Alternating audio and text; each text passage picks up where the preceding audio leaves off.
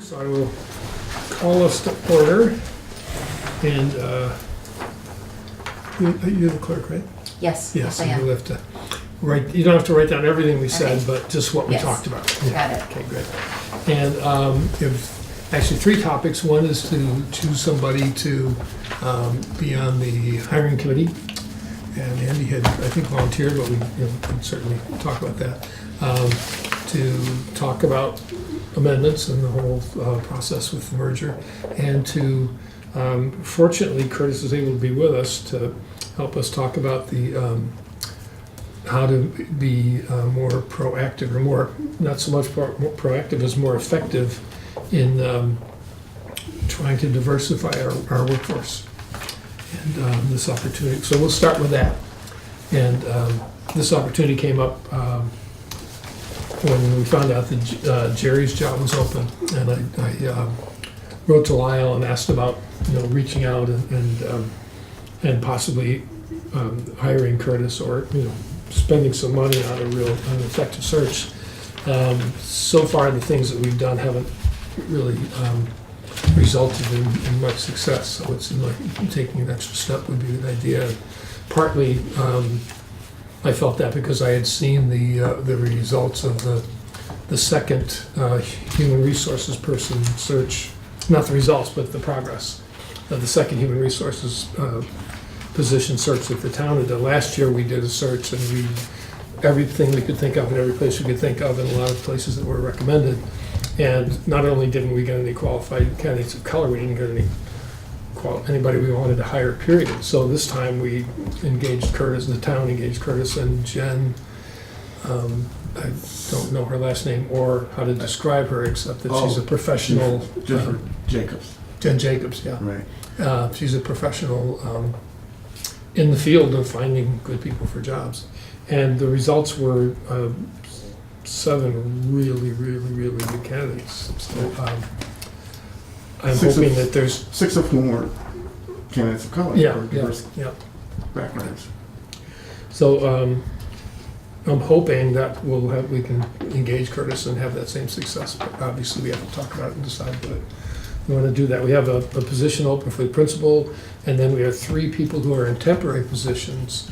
And they are not entitled to the vacancy clause in the contract, which says if you're in the position, you can bid for it. It doesn't have to be warned. They don't, because they're temporary, they don't have that protection.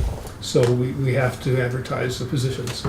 And so it seems like it's a good opportunity to see what we can attract, or who we can attract. So, Curtis, anybody have any questions, or do you want to talk a little bit about what Sure, your services are? That'd be great. Just I don't know how to do this. So. okay. Well, why don't we start from the beginning? That's good. My name is Curtis Reed.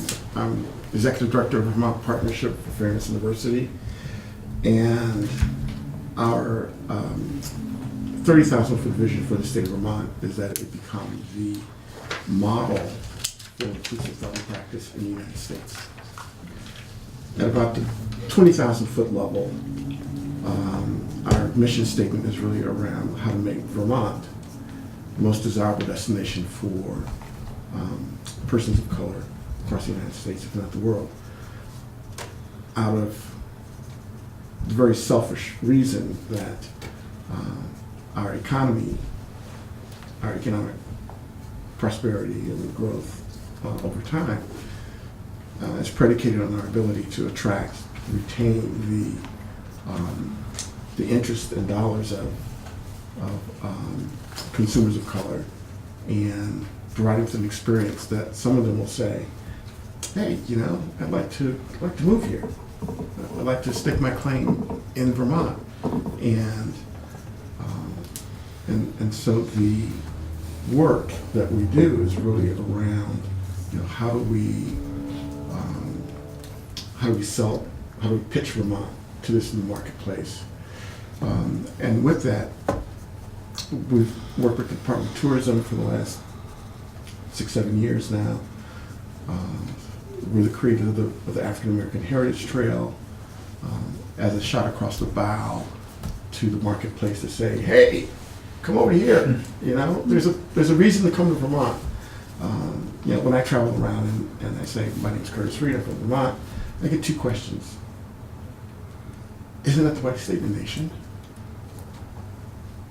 And I tell them the story about how it's the vacillates between Maine and Vermont. And then the second is it intentional? Is there something beneath the progressive liberal veneer of the state that says the folks of color don't come here? And that's in large function of Vermont not promoting itself in this marketplace. And if you don't know anything about something, your mind tends to tack to the negative. And so we create the trail in the hopes of saying to the marketplace, hey, yeah, there is a reason for you to come here. Cultural tourism is one of the fastest rising segments of the tourism marketplace. And then we sort of pitch the state to outdoor enthusiasts of color, to professional associations and groups, to families, churches, religious organizations, to say, hey, come here. Don't stop in Rhode Island when you're on that leaf peeping tour in the fall. Come up to Grafton and see what's happening with the Daisy Turner story. Or, if you're a Black Motorcycle Club with the name of Buffalo Soldier and Trooper, hey, come up to Colchester, where the Buffalo Soldiers were stationed from 1909 to 1913. Sort of giving people a reason to come here. We updated the database for tourism with 250 minority media markets across the United States. So everything Vermont is finding its way into this marketplace. And over time, you hear Vermont often enough, you say, where we're going to go for our summer vacation. Well, I've been hearing this stuff about Vermont. Why don't we go to Vermont? And we do know that from 2017 to 2018, there's a 1% increase in motorists of color in the state of Vermont. So, that's a small number at this point, but there's no reason why it couldn't be 20 or 30 or 40%. And it will have to be that over the next 25 or 30 years in order for us to maintain our own economic status in the world. So that's a long way to say, to get to what we're talking about today, which is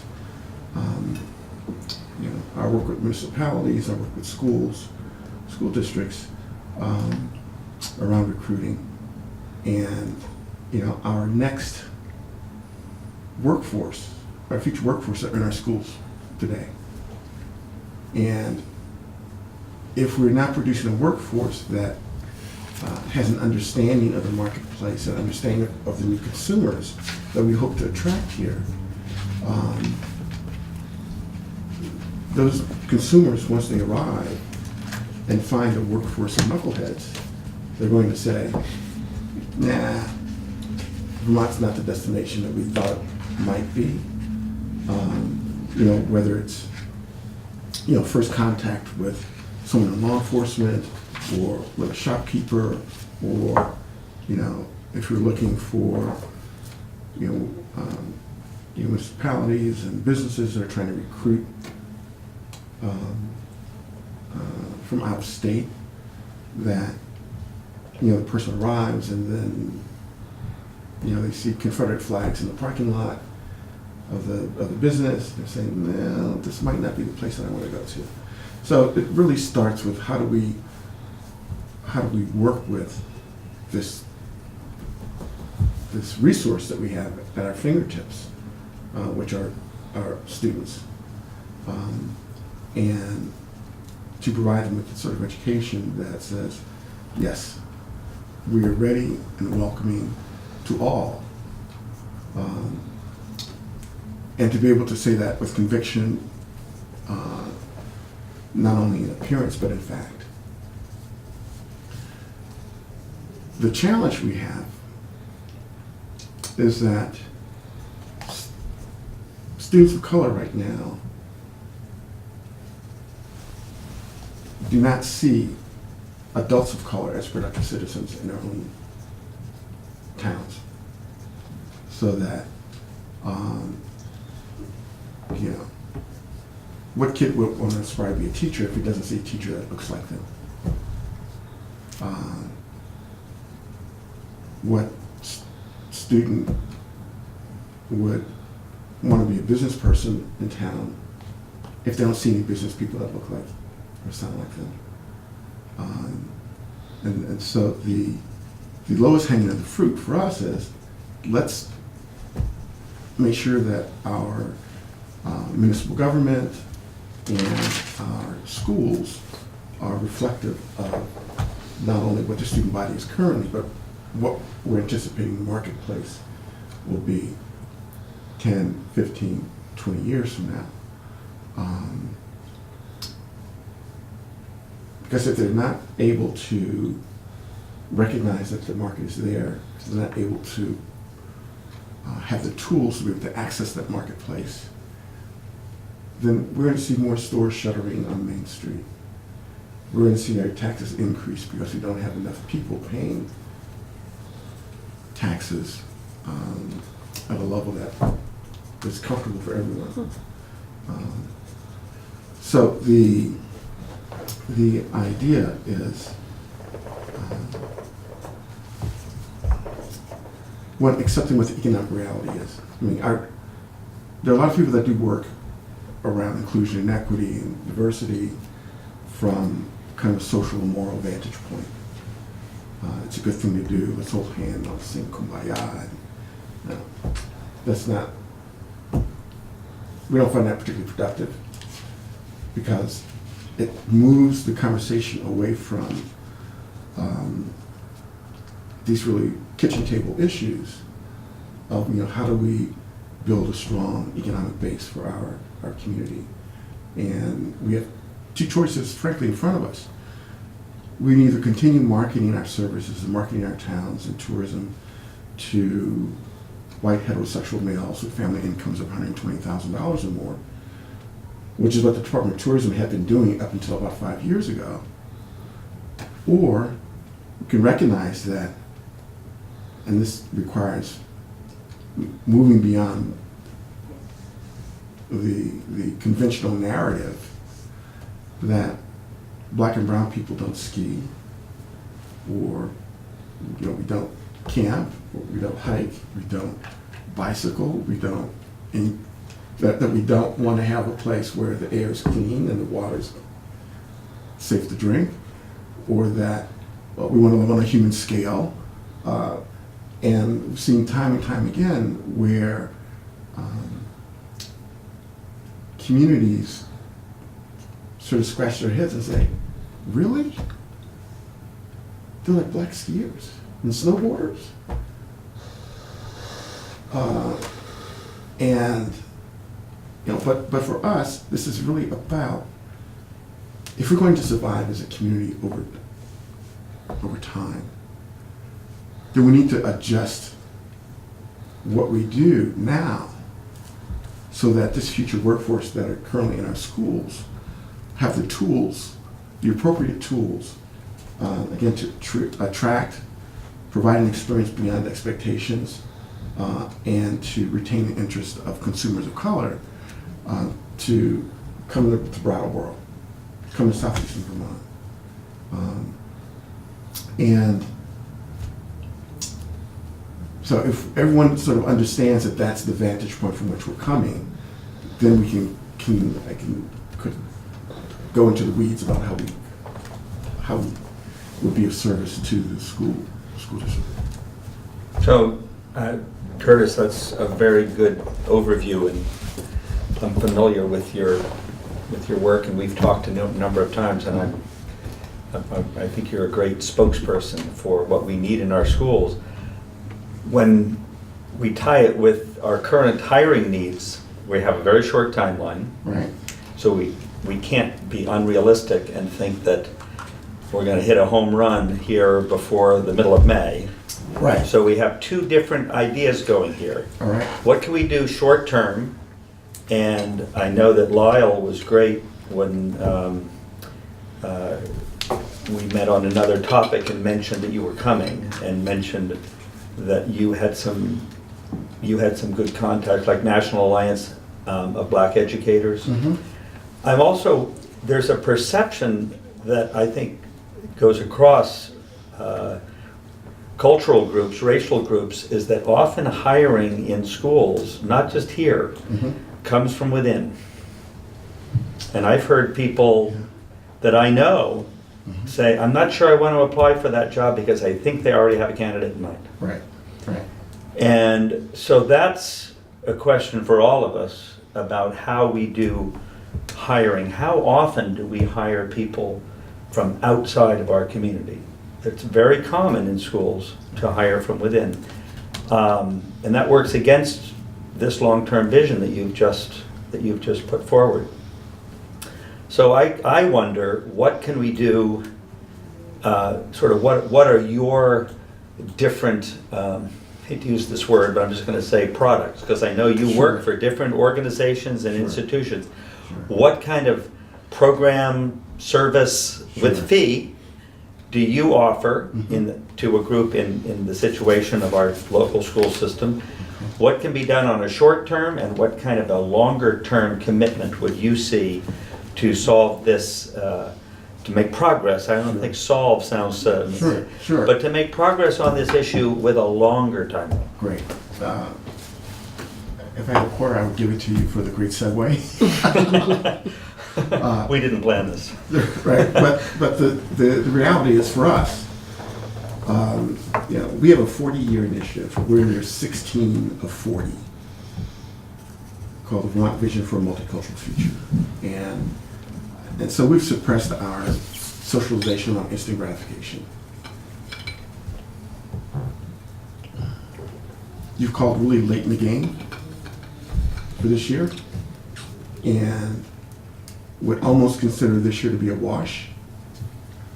That it takes time to position yourself strategically with the marketplace. It took state police almost 3 years to develop a relationship with historically black colleges and universities, which is now one of their primary sources for recruiting. But it took them 3 years to develop the relationship, so they have now sort of a pipeline of candidates that are coming from there. Also, they work with them to move into state colleges in Vermont and New England that have a high percentage of students of color, particularly those that are in the athletic programs. But it takes a while to sit down and sort of pull together a strategy, a recruitment strategy that works with your timeline. We've been working on the HR position for the town for months. And we knew we had the time when the previous round net at zero, and Peter said we need to totally rethink what it is and how it is that we're doing this. And so we had months of sort of pre-planning in terms of being able to have the result that we have today. There's very little that we could do between now and mid-May for this particular crop of teachers. I mean, we can certainly, put the information out there, but it takes more than just sort of a one-time land drop or to parachute something in. There really has to be something that you can hold on to.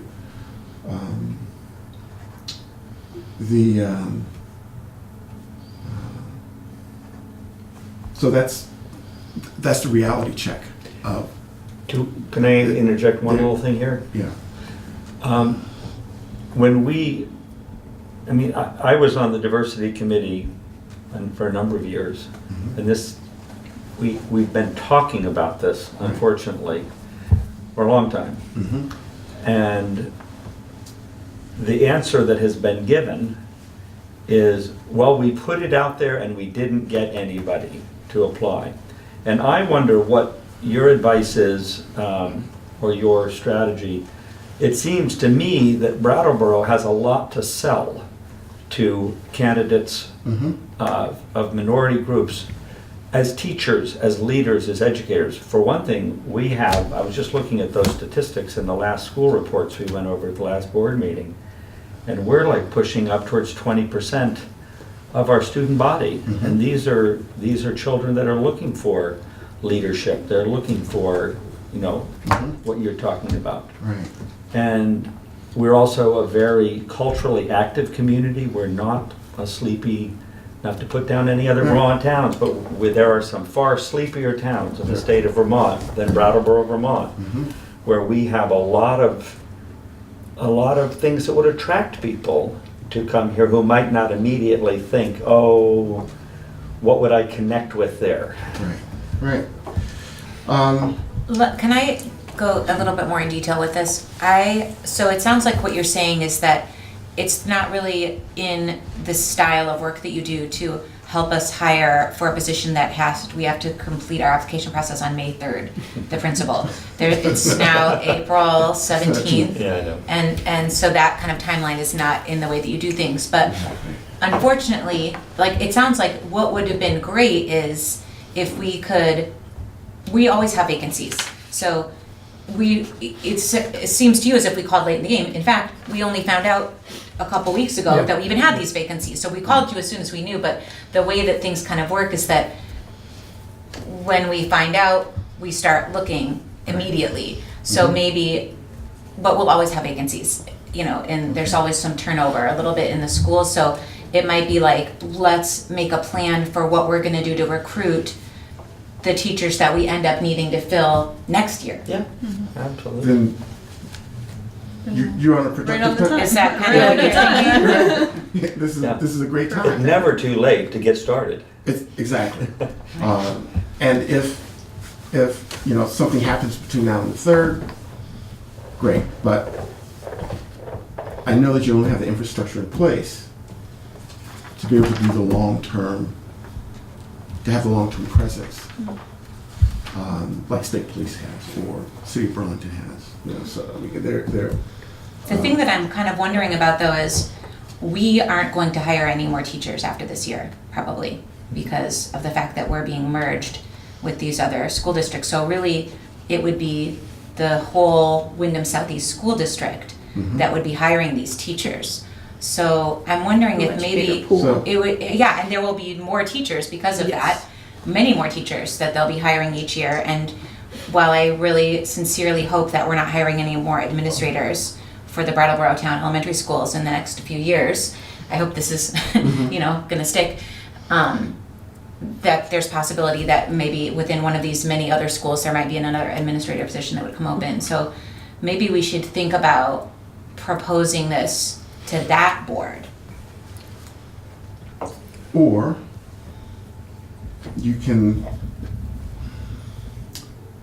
have this in position whenever the merger takes place, to say that what we're bringing to the table is a recruitment system that radically increases the possibility that we have candidates of color coming through the door.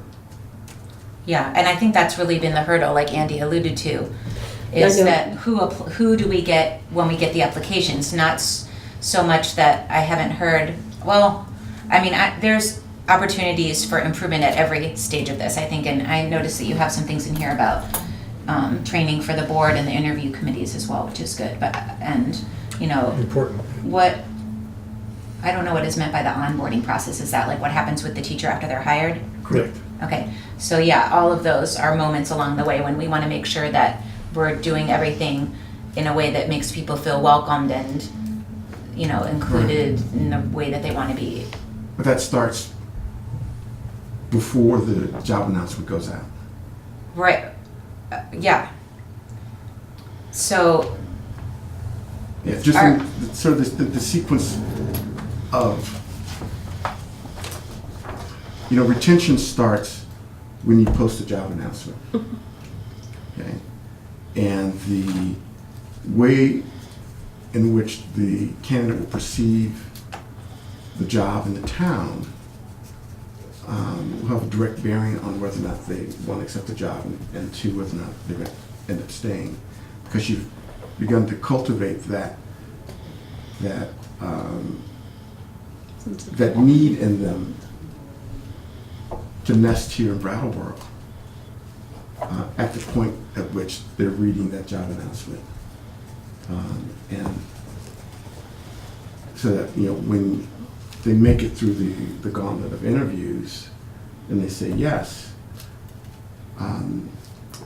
they're more than halfway there in terms of long-term retention, because they would have already felt, one, these are schools that need the skills I have. They recognize the value added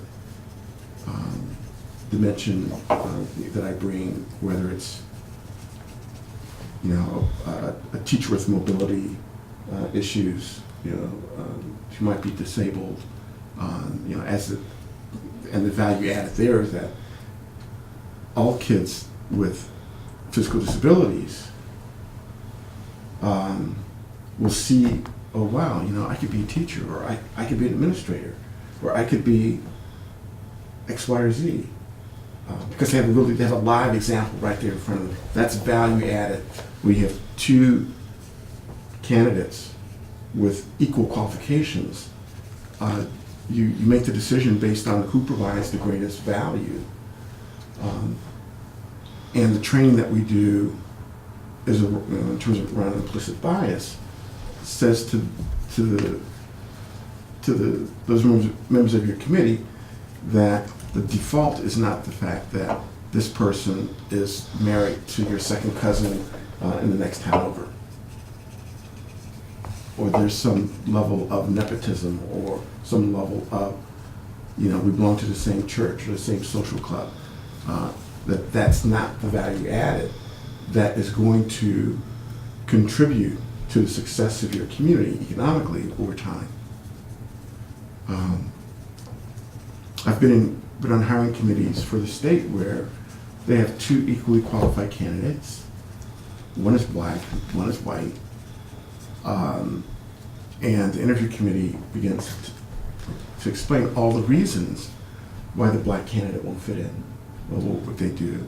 I'm totally forgetting the fact that, you read at the bottom of his resume, chapter president of the National Brotherhood of Skiers. And he's from Buffalo, so it's colder in Buffalo than it is here. Way more snow. So I have a few questions. Sure. So one, it sounds like, one's a statement, and then two questions. So it sounds like overall, it's probably good for us to think about if we want to set up some type of pipeline, either to hand off to the, the merged board. If that is in a year, then it sounds like we have a little bit of time to do some legwork. If it's in July, then it sounds like we don't have that much time. But I wonder, I don't want to lose, I guess, since we do have this opportunity to do whatever we can with these candidates, is there anything in place? I know you suggested that the government and the state police, is there anything that we can piggyback off of in a way that feels authentic and that would kind of bring about, instead of just, we can do our regular sending out, but is there anything already in place? That was one of my questions. And then my second question would be, are there other schools, or I guess I'm questioning, what are our goals? So are our goals to increase our diversity in a certain way by 100%, or I guess what, you said the state police has had a lot of success, so what does that success mean? Because we want to make sure that we have targeted measures that we're going to hit, and then saying oh, that strategy really hasn't been that successful, or maybe our goal was too high. So I guess I'd just like to know a little more if you've had some experience with schools in the state, or have no schools taken this on as far as kind of trying to increase their diversity. We have a really particular philosophy in that our partners make a commitment for a decade.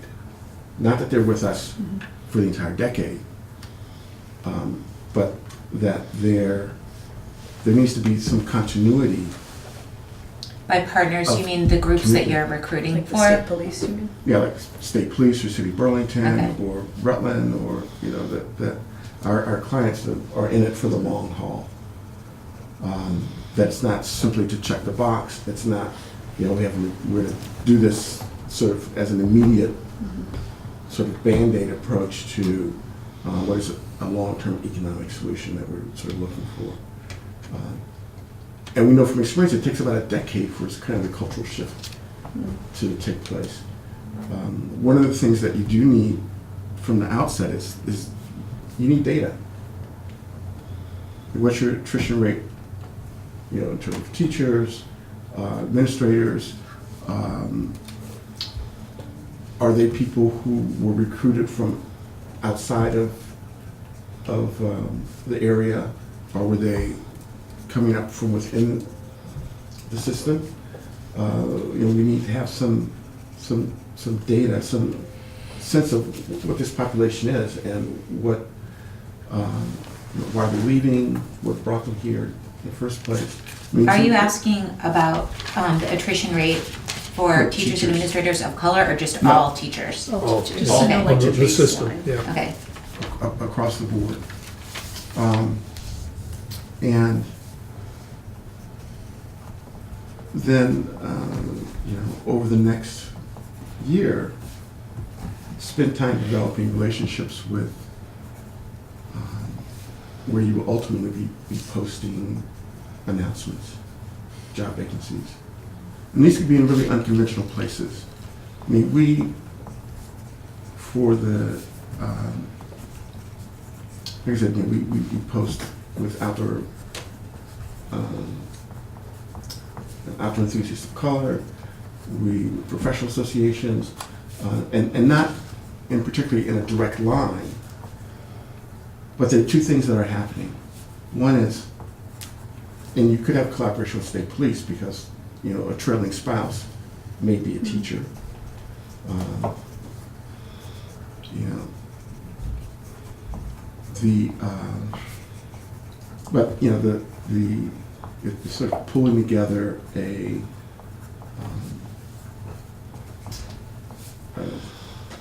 particular listserv for the district that you begin developing a relationship with. When you say And that, that relationship is really letting them know that you're here. It could be, you know, submitting articles to their organizations to publish. Well, it could be, you know, having teacher exchanges. It could be, I mean, there are any number of things that we could do that would put Wyndham Southeast or put the town of Brattleboro in front of this market. And as most things happen, you know, people learn about things by word of mouth. If Wyndham Regional Council decides that they want to do something on brownfields, and they invite up, you know, a group of brownfield specialists from urban areas to come, one of the things that they'll be pitching would be, hey, this is a great town to live in. That word gets back out to, I mean, it is akin to the work of Fred Harris and Pop Taylor. I don't know if you know either of those two individuals. Well, Fred Harris you should know. Ski jump. Ski jump. oh, Harris. So Fred Harris and Pop Taylor, who's from Saxons River, they created the Vermont ski industry. And they did it by going out on the eastern seaboard, convincing people to come to Vermont, teaching people how to ski, teaching people how to enjoy the great outdoors in the wintertime. It was a personal mission on their parts to get out there and do that.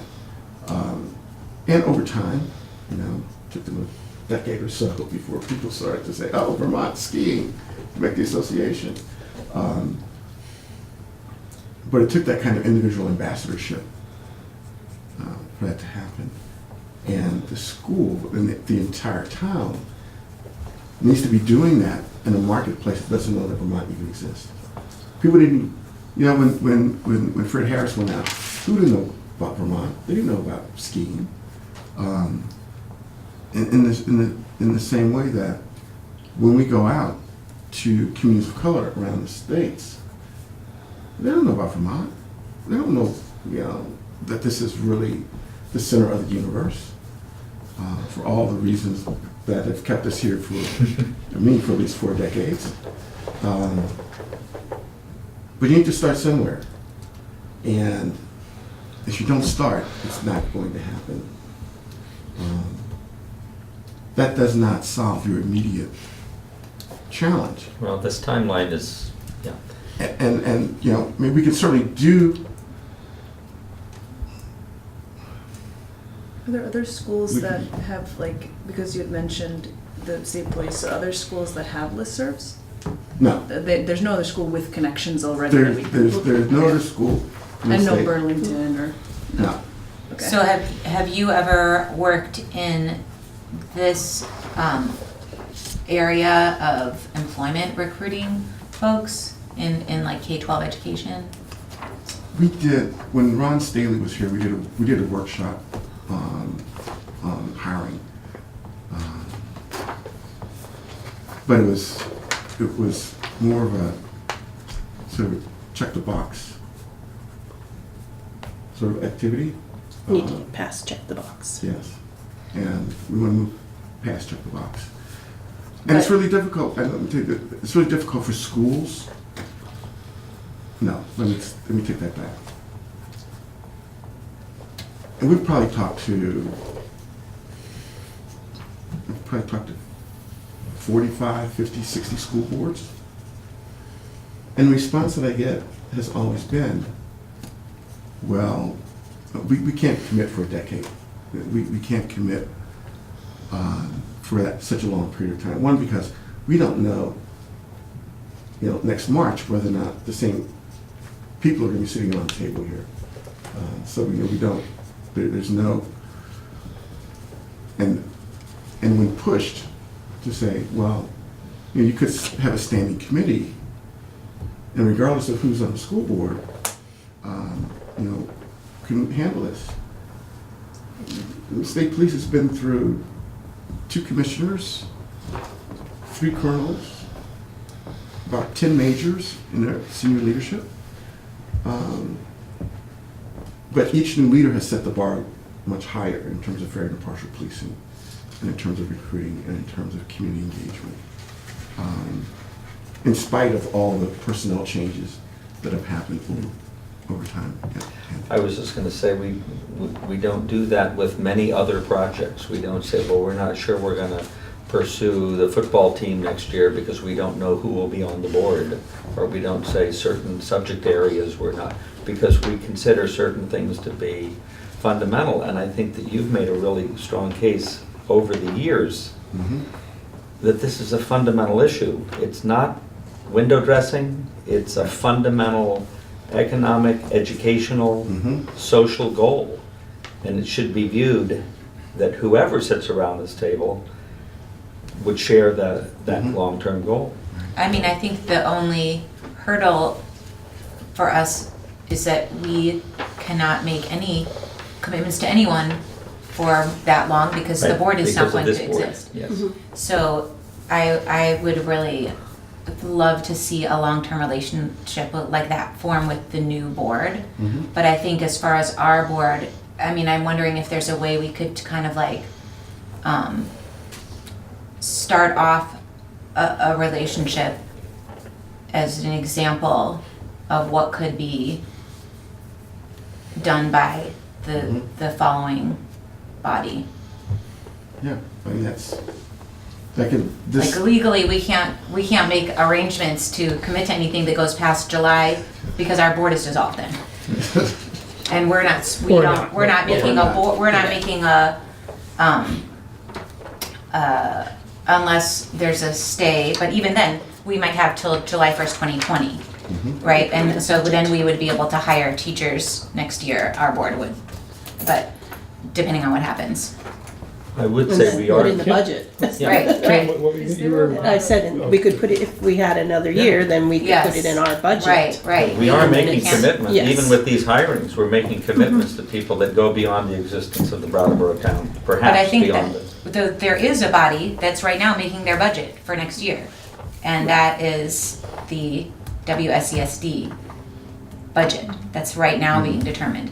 So, you know, that's something that we can ask for in our representation of our board in those meetings to say, could we add in this for the whole school district to embark on this? Right, because I think especially if you're looking at the whole school district, you know, it's, the costs, you know, it gets spread out and it's not, Yeah, you know. not only that, but and- it's gonna and be it's- so much more yeah. fruitful when we have the opportunity to have the benefits of this, so many more people per year. You know, and not if just we're. elementary teachers. Right, if Right. we're Because hiring, it would if be- we're, yes. that body's gonna be hiring K-12 teachers for, you know, how many schools is it? 6 elementaries and a high school. And the middle school, And Yep. EES. and the career center, and EES. And So, peripherally Vernon. right, seven. so about 10 schools, right? So then the amount that we pay you to cultivate these relationships would have the opportunity to actually pay off more quickly because we'd be able to spread it over so many more candidates. Right. And also it makes better marketing sense because you're not just narrowly looking at Right, one town, but we're pitching that. it's a community, yeah, a larger region. community. Right. Pitching- 700 And to anyone employees. who's gonna be recruited for any of those jobs can live in any one of the towns that they find appeals to them. So even if most of your, I don't know if this is the case, but if most of your efforts were towards Brattleboro, that wouldn't necessarily limit who we were able to attract for a job, say in, you know, Putney or Guilford. Right. Are there a lot of, so the Vermont Partnership is a nonprofit, I'm assuming? We are an L3C. Okay. So I don't know if that means you can or cannot get grant funds, but Yeah, we can get grant. You can, okay. So I guess my question would be too, I mean, I think we should definitely talk to the, or the people who are on the other board can advocate to set aside money. I think that's a great idea. I wonder, are there a lot of grant organizations that help people to do this? Because one other way to kind of secure commitment, let's say we are in existence for a year, we don't have control over that budget, but if there was grant money we could apply for, people are always interested in doing stuff when there's a pot of money that you're handing over to the bigger school district to say like, well, this is something we feel principled about, and like this can get us to start. Is there like Yeah, I mean, monies for we've- that, or? We've, Bennington is experimenting with that right now. Okay, Um, through bigger funders or, Right, with Vermont Community Foundation. okay, We're gonna work with them on a separate contract around the police audit. And then we're gonna move into, you know, broader based sort of community, sort of development work with them. And they want that to be funded by the Vermont Community Foundation. We've had other school districts, I think that paid us via Title IV funds. and if it was a larger, sorry to just bombard with the money questions, but so the state police, and maybe they have a budget for it, but it could be the case too that there might be some community partners who would want to go in on it, saying like, we figure out how Brattleboro can be more, because I know the municipal services, it sounds like, are also looking at hiring and making sure there's diversity in their hiring, so I wonder if there's any community-wide effort. There is, and I think, are you still on it? Well, yeah. And you're on it, the Community the Equity diverse Collaborative. workforce, Right. Yeah, yeah. Is that going well? No, Oh, okay. Oh. well, I mean, it's I one of just the didn't things know that, if it's like. it's one of the things I wanted to comment on. We developed a relationship with 2 colleges, College of St. Joseph's in Rutland and Southwestern Vermont College, both of which closed. We did get one group of students to come down from College of St. Joseph's. And Lyle comes to those meetings and works with the committee. But again, it's every other month. It's very diverse. It's primarily relies on the volunteer time from BDCC that their workforce people put into it, which is, welcome and helpful, but it hasn't worked. I mean, you talk about measures and goals, and if you measure this, there's nothing to measure. And so I just, as others have said, I think it's time for us to actually implement a strategy like this over a long period of time and get it right. I think the process that we're in after you leave, which is talking about amendments, we could include something like a standing committee that would work on this, and we could also offer, but at the next meeting, I'm sure we're gonna talk about the budget as well, and talk about we need to include some number of thousands of dollars in this budget for, to start this process and to really be systematic and be intentional about making progress in this.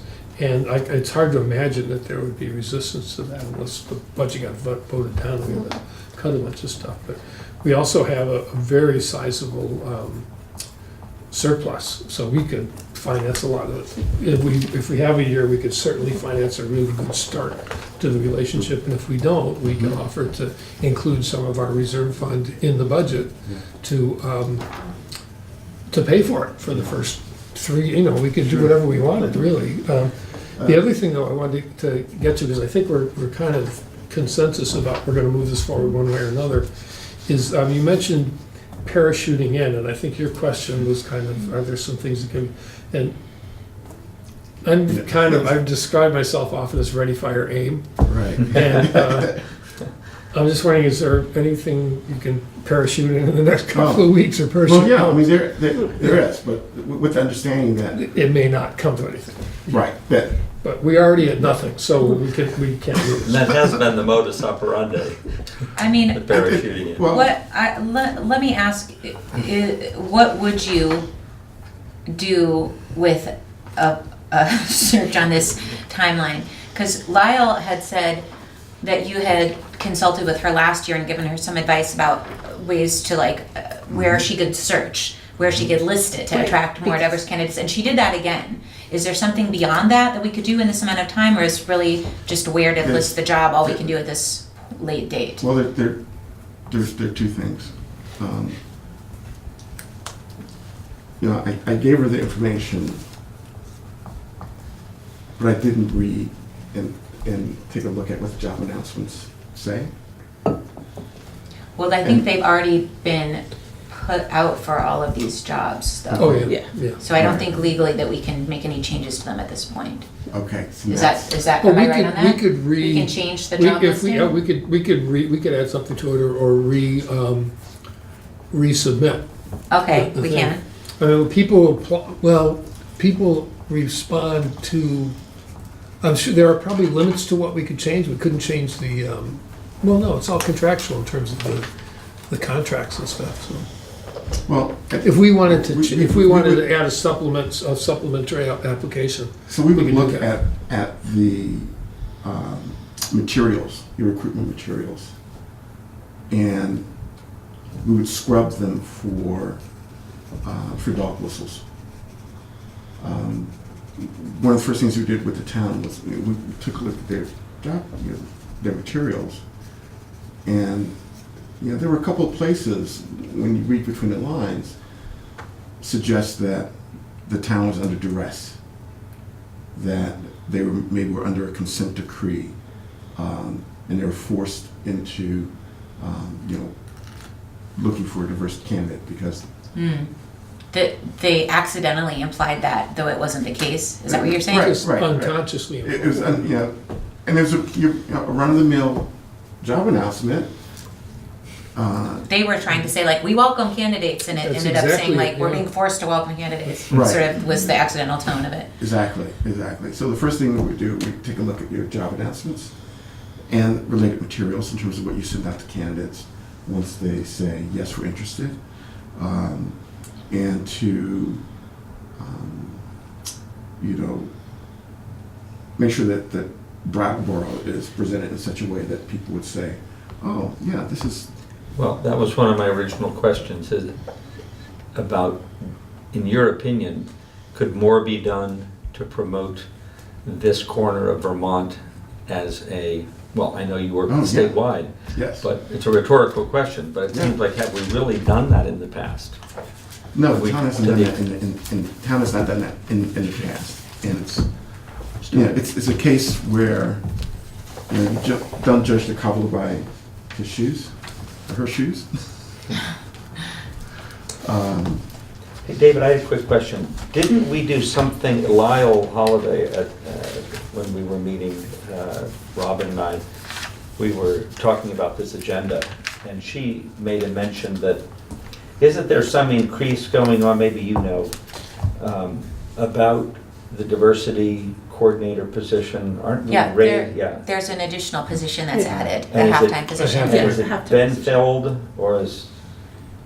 It's in the, she's listed the job already, and I don't think that they have hired someone yet. I think they're Okay. still in There was that, in the something process. came up in that process, not sure what it was. Because that's Oh, an it did? interesting thing. Yeah, I to don't remember. Are you There was aware of that, some- Yes, school yes, district? yeah.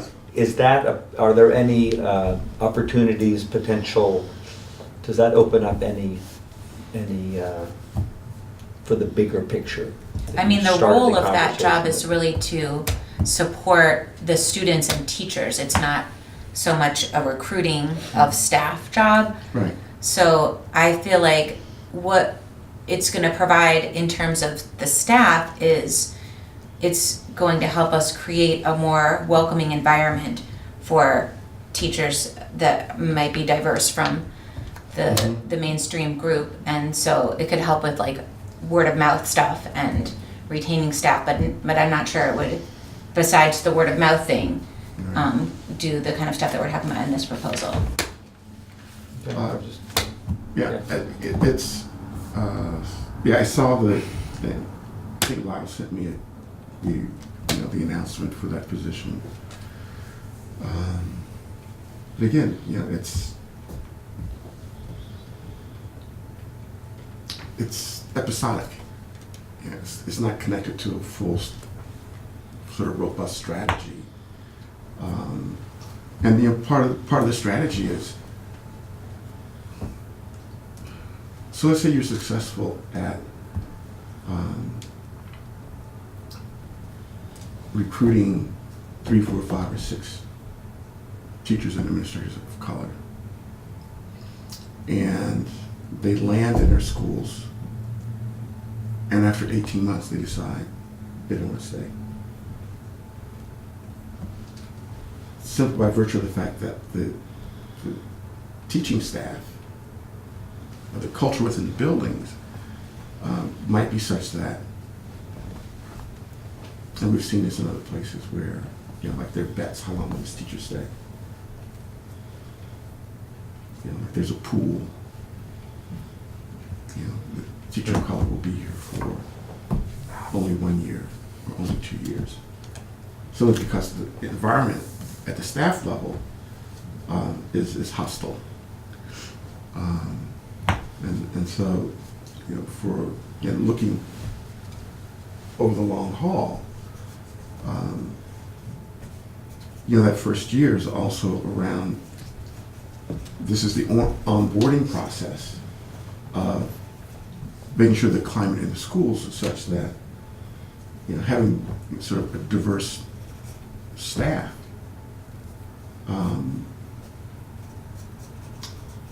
is inclusive, as opposed to us versus them, or it's kind of a worst case scenario, which is in Rutland, where teachers show up in MAGA hats, for some training. So we need to begin to look at the entire sort of educational system and what kind of supports are there for teachers of color coming into your system. The onboarding process for the new HR director has already begun, even though they haven't even you know, Haven't even chosen the person. haven't even chosen the person yet. But the feedback that we're getting from the candidates is, wow, I'd really like to be in Brattleboro based on, you know, materials that went out ahead of time, our contact, and then you know, their sort of their interviews and people, you know, sort of volunteering information about that process without prompting. That let us know that, yeah, the way we reworded things, the frequency of contact that Jen has had with the candidates, you know, the types of questions that we were asking, the kinds of clarity that we were looking for was appreciated, to the point that people sort of voluntarily said, gee, if I don't get this job, is there some other place in town No, government? there's only one Brattleboro. Right. Do they have an school administrator certificate or a teaching license? Right, right. Well, that's good news. But Robin, you just said that this, part of this new position is to provide some of that kind of support, so it could be, I mean, it could be aligned. I think it's around educating teachers to be able to provide that culture for each other and for their students. Mm-hmm. Yeah. Yeah. But it's a half-time person and 700 employees. Right, well, it's a half-time person plus the other full-time Yeah. person. Mm-hmm. So my recommendation, if I might be so bold, Yeah. first would be to create, you know, a standing committee that, regardless of, you know, how your seats change, that this body of work has a permanent place within your political structure. If or when the district merges, that you take that with you to the new district, to say that, you know, we want this to be part of who we are, because it's, you know, we're sort of dead in the water without it. So that's one thing. Two,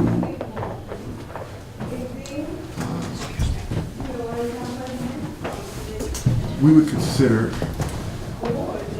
looking at what we could do in the immediate short term for you, with the understanding that you set aside this permanent committee that demonstrates to us that, yes, you're in it for the long haul. We will, you know, pull the stops out to see what we can get you, with full knowledge that the road hasn't really been fully prepared yet. Because, you know, there's work that needs to happen within the buildings, there's work that needs to happen in terms of connecting you with you know, professional organizations and outlets that you can send your job announcements to. There's also this, you know, just, you know, having one of us sit down and reading your job announcements and your related materials. Also looking at your doing training on your interviewing committees. What are they asking? How are they asking it? In ways that say to a candidate, yeah, you know, we are an inclusive body here. This is not sort of you know, photo team diversity, but this is sort of Checking the box. checking the box, and that's reflected in the language of, you know, any written materials that you send out to candidates. It is reflective in the quality of questions that are asked during the interviews, and it's reflected in, you know, as a continuation of that onboarding process of, you know, how a new faculty member or administrator is integrated into the body whole. So, you know, that, but the first stage of that for us, you know, and given that you don't know what's going to happen in 2020, or even, July of 2019, making that first step says to us, okay, this is a school district that sort of understands the economic underpinnings of change. And then, like I said, we'll do the mad dash for this year while simultaneously, beginning the work for the long haul. And the fact that you're ahead of everyone else gives you the advantage of being able to say, look, this is what we're bringing this particular economic focal point to the table, and these are the reasons why this is really important for us. So that's. You mentioned for children of color to have models to kind of look up to, and Robin had sent an article around a couple weeks ago about that talked about the other side of that, about when everything that a child sees or everything that the child is told is that you are this thing. Mm-hmm. At some point, they kind of say, yeah, well, I guess I am, and they stop imagining what, or hoping or dreaming about what they could be. Mm-hmm. And I think that's a big part of us of wanting to do this. Yeah. And also the message, that this wasn't in the content of that article, but it's not just about what message we're sending to kids of color, but also what message we're sending to white kids about what, Yeah. their role models in the world look like and are like. We used to, for 2 years, we had a program at the high school where it was sort of a career exploration day, and we brought in 10 speakers for 2 years, 10 a year. And at about the third teacher, or the third presenter who came, had a teacher turn to me and say, all the people you invited are like black. And I said, and? Well, yeah, I mean, we had, corporate headhunters, we had, musicologists, we had, authors, all color, come and just for, an hour, spend an hour with a couple of classes. And again, the resident idea was, these are examples for kids of color, but also for white kids as well. Because for the white kids, it sends a signal that could be my classmate of color who is a corporate headhunter for Fortune 100 companies. Or this girl could be the Latina author whose book deal is with Disney right now. Or this could be a really successful restaurateur. But it was short-lived because school board changed. There was, the budget crunch, and it wasn't a priority. So, yeah, we could deliver that, but we deliver it in the context of long-term commitment to the work. And it's not just sort of a one and done, a check the box off. And so, yes, that is, there are ways to get around not having permanent faces of color in your building, and we offer an alternative to that in the short term, where we can bring in someone who's contracted to write an opera, or someone who's an academic or historian, or I mean, we can do that in the absence of having You know, ideally, a combination of both would be great. But if you don't have one, it doesn't mean that you can't have the other. It's really interesting because we have a lot of field trips go on and people come into the school for juggling and all different types of things. And I wonder how many of our contractors or people that are coming in that we could actually, you know, have new partners are that diverse. And then, I mean, when we think about our pipeline, our bigger strategy, obviously we can long-term increase that in a lot of ways. But in the short term, we might actually in the next year, if we are still aboard, we could really do something like that, like start to make some headway. I don't know how hard that is, but.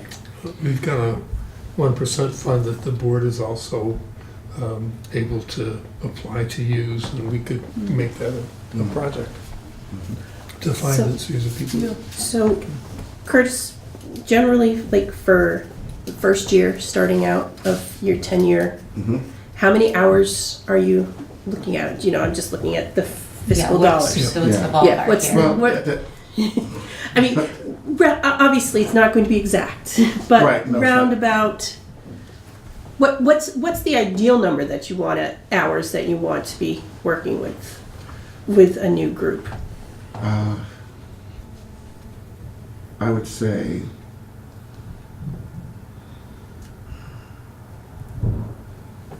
for this, to begin this work here, and I'm basing it on the size of what we did in Burlington, it's probably about 35,000 for the first year. And that was for the Burlington School District? That's for the entire, town. the entire Oh, city, the town Yeah. of Burlington. city of Burlington in its entirety. But then we kicked it off by writing a really extensive strategic plan on diversity and equity for the town as kind of baseline data, you know, procedures, and we had 35, 40 recommendations, and they've been, you know, I think the plan's probably about 5 years now.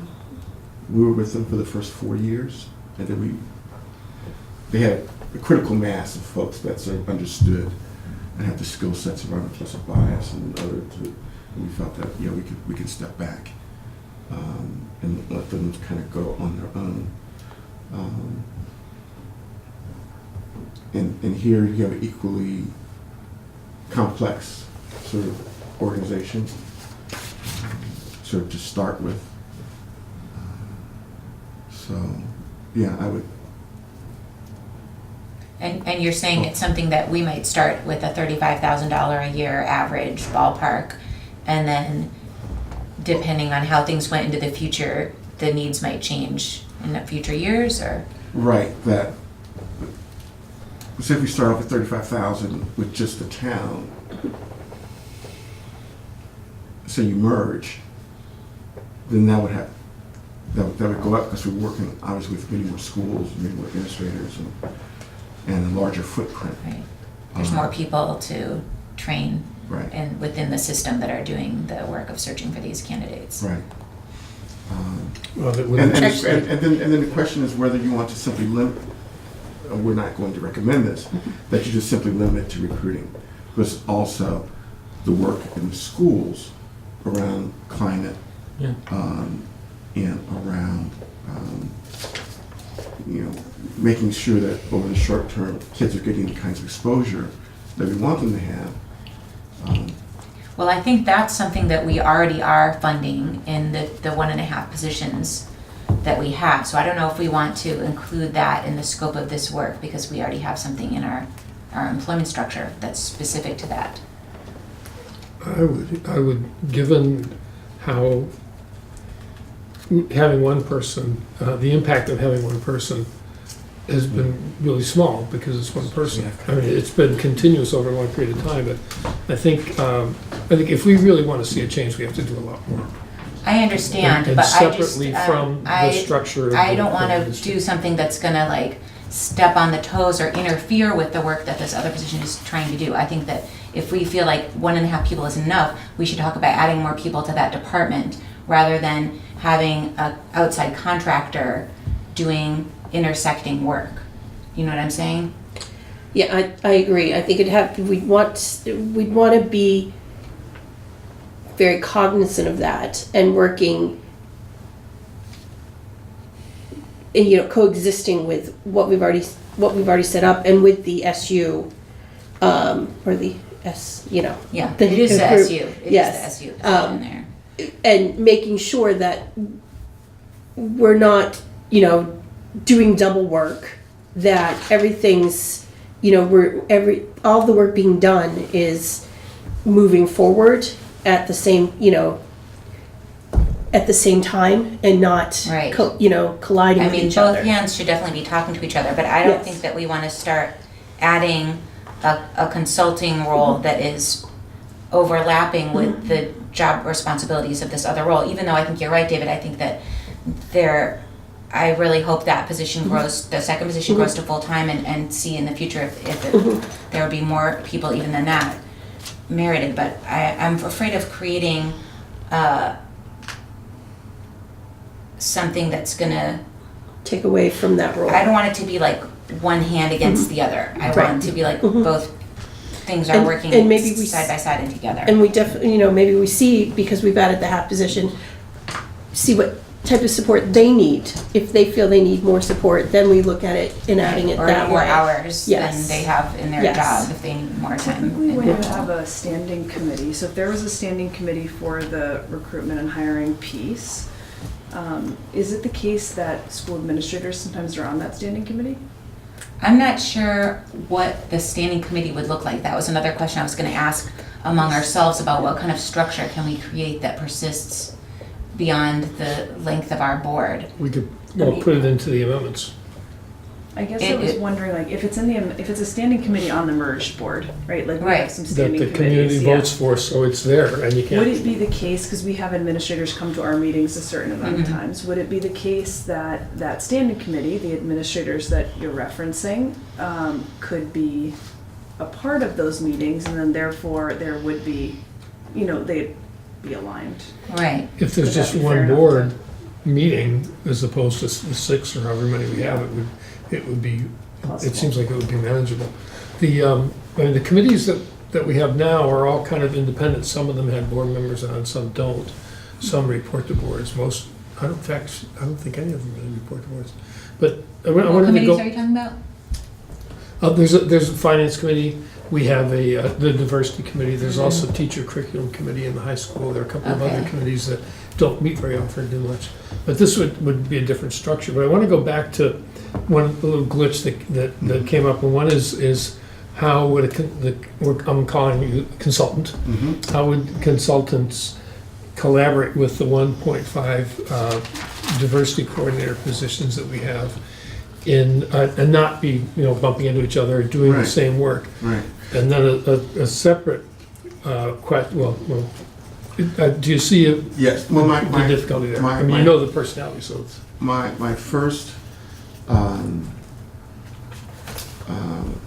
reaction response is that the diversity coordinator and the halftime positions are looking internally in terms of what's happening in classrooms and not necessarily looking outward in terms of developing relationships that support the recruitment. So that's one area. I see the diversity coordinator and the halftime position as working on curriculum and climate issues that are within the buildings, and report to the superintendent.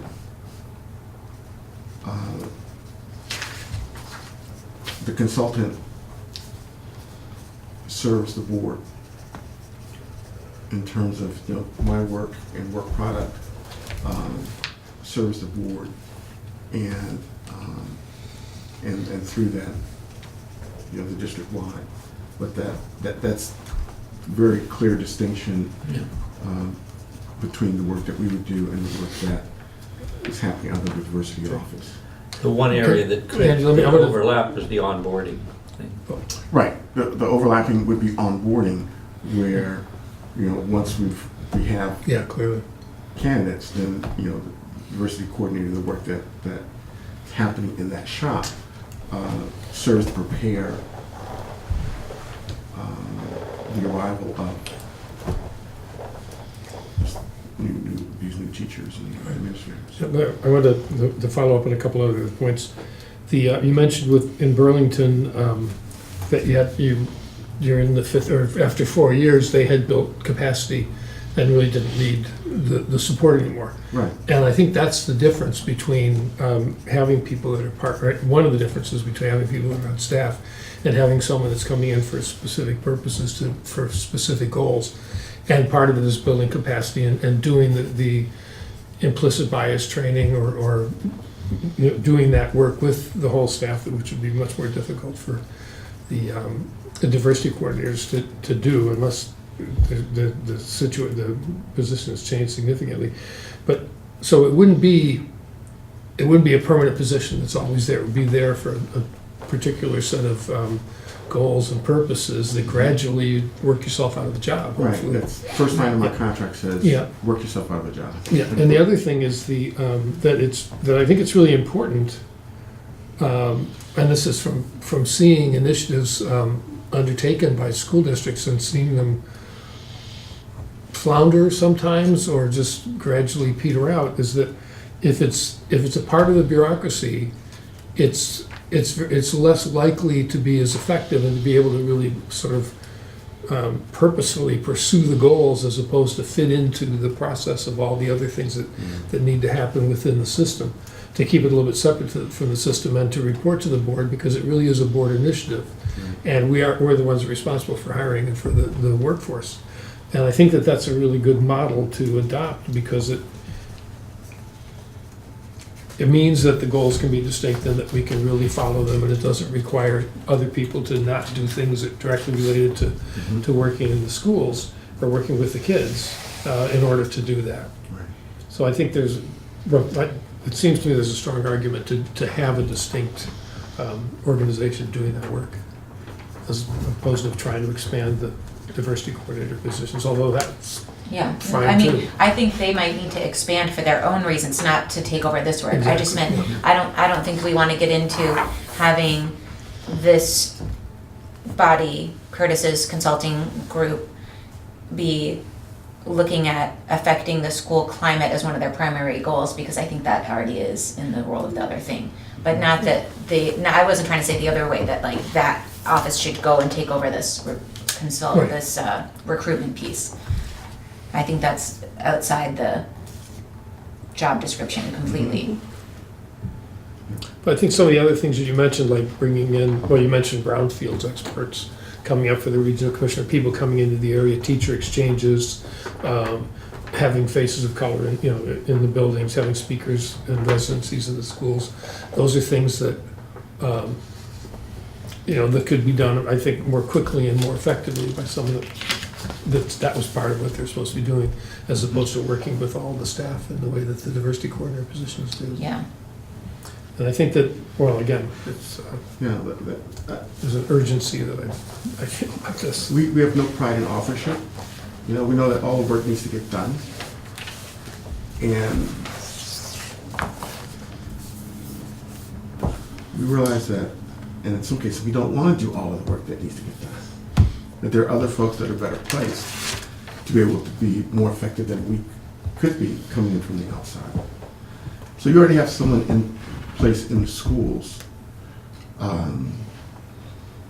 who's doing work around climate and professional development for teachers and administrators. That's one part of an overall strategy. But someone needs to step back and say, okay, here are the various components of this sort of strategy. When we wrote the plan for Burlington, there were already existing components that simply had not been connected before. So, from a recruiting standpoint, we would step back and take a look at what's happening globally and develop a strategy that would pull together existing resources, which on the onboarding piece in the schools, we have someone already positioned. But, you know, we have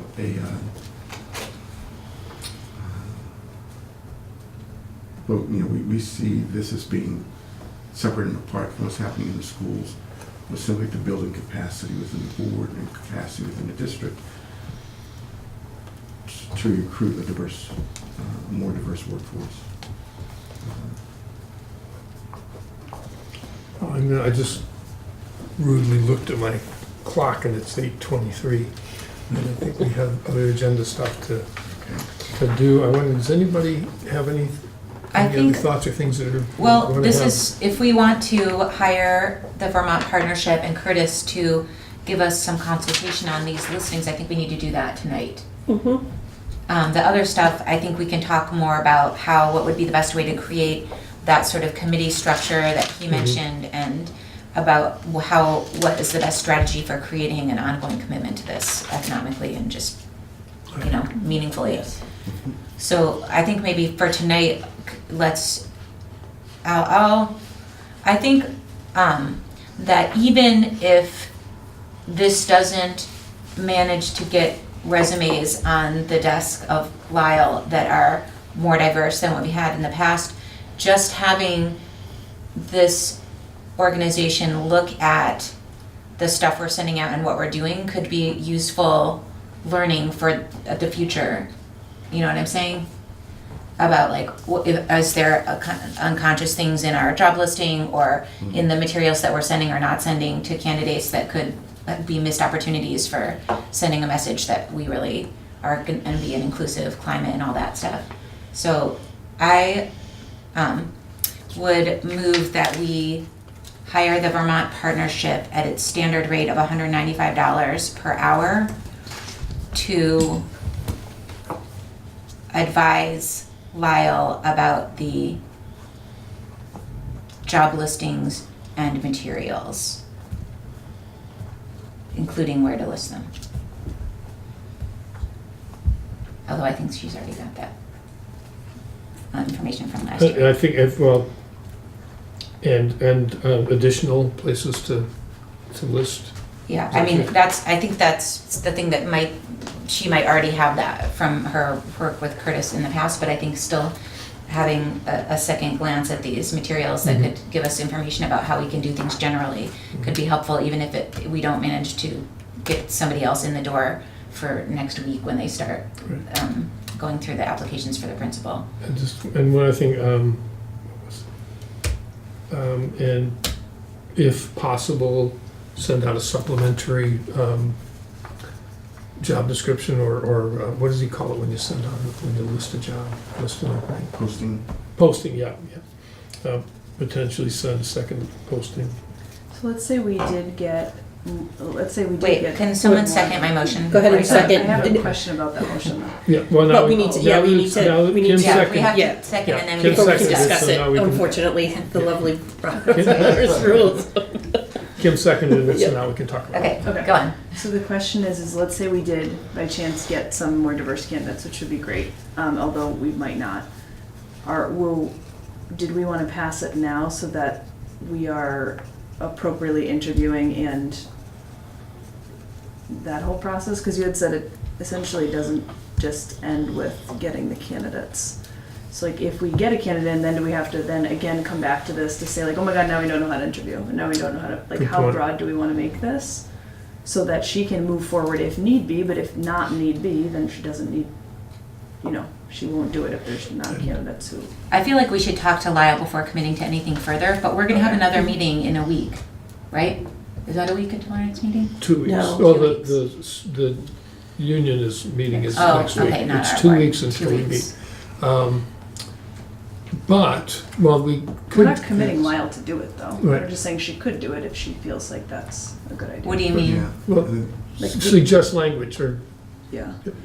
Right, so the interview questions is something that all candidates should, it's not just candidates of Yeah. color, but, Yeah. when we look at recruitment and hiring, the whole interview process is somewhat standardized for all.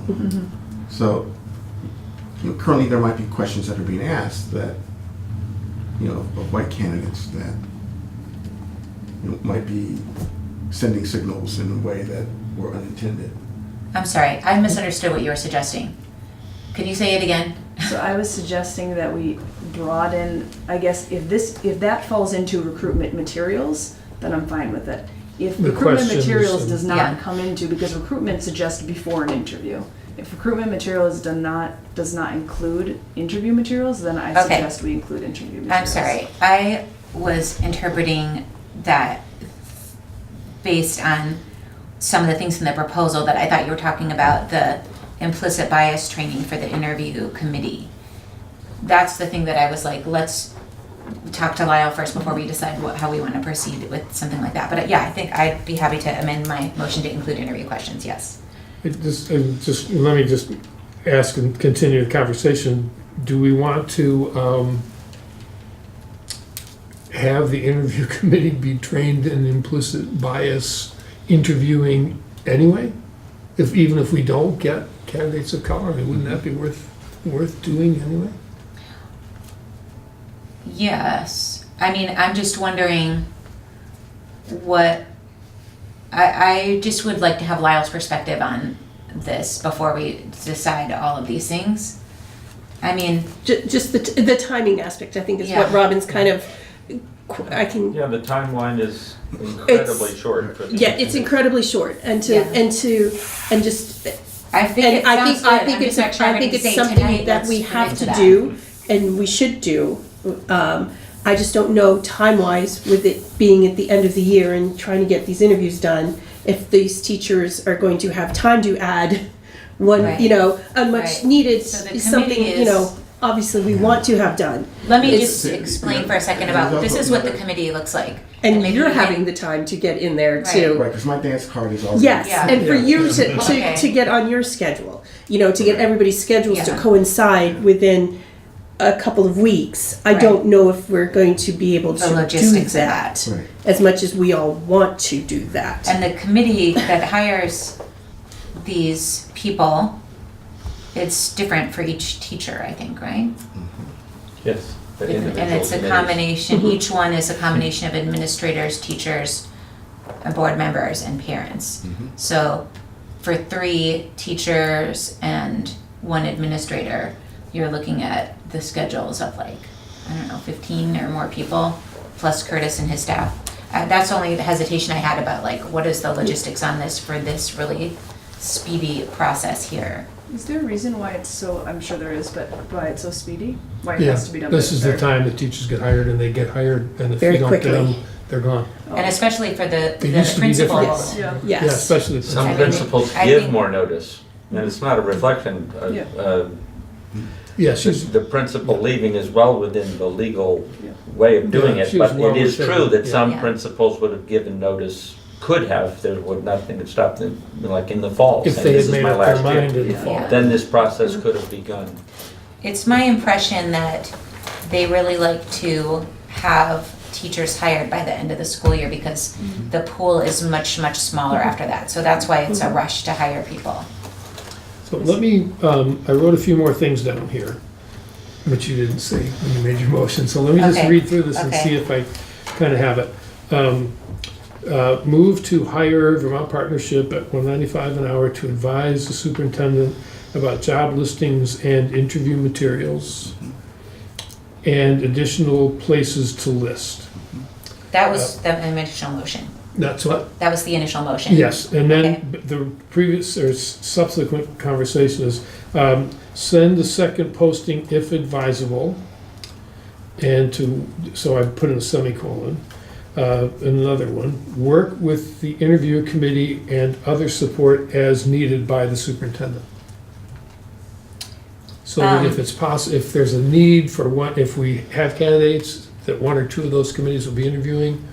If there's time, if there's a day that you are free and they are free and you can do it anyway. I mean, I just think, well, Okay. I think this is an opportunity to do have some conversations among our school community on those committees that would not otherwise happen.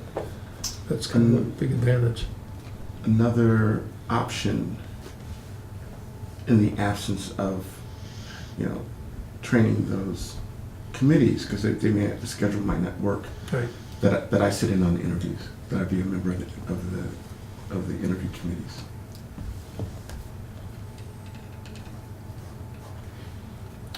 I think we should talk with Lyle before committing to that, because I don't know if there is a legal structure about who's supposed to be on No. these committees. There isn't? No. Because It's we have entirely up to the community members administration. on these committees. We do? Don't we have parents and things? Oh, like yeah. that? Well, parents, I mean, Well, they're that's not the community same. members. Oh, Yes, we've had but- people that aren't parents that are Okay. parts of the community.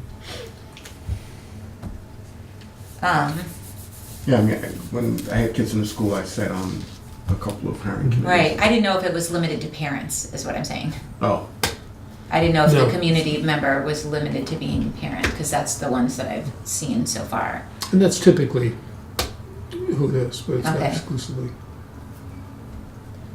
Is there a way to make two motions, one that advises Lyle to take into consideration one of these three things when in the, when planning for the interviews, either doing implicit bias training, having Curtis on the committee, like, is there a way to word that so it's not so I think direct? we don't have to make a motion Oh, okay. to offer the fact that Curtis has offered to be on the committee. We can just tell Lyle that if Okay. this would be helpful, he's offered to come to the interviews. Mm-hmm. I don't know if I want to mandate that just because of all of the timing of Yeah. when these people meet, and that's also substantially more hours. As for the principal search, there's a lot of interviewing. For the other ones, you might meet the candidate each one time, and depending on how many candidates they get, it would depend on how many, meetings it was. For the principal one, there's just a lot of meetings, and So I wonder if Yeah. we could do it to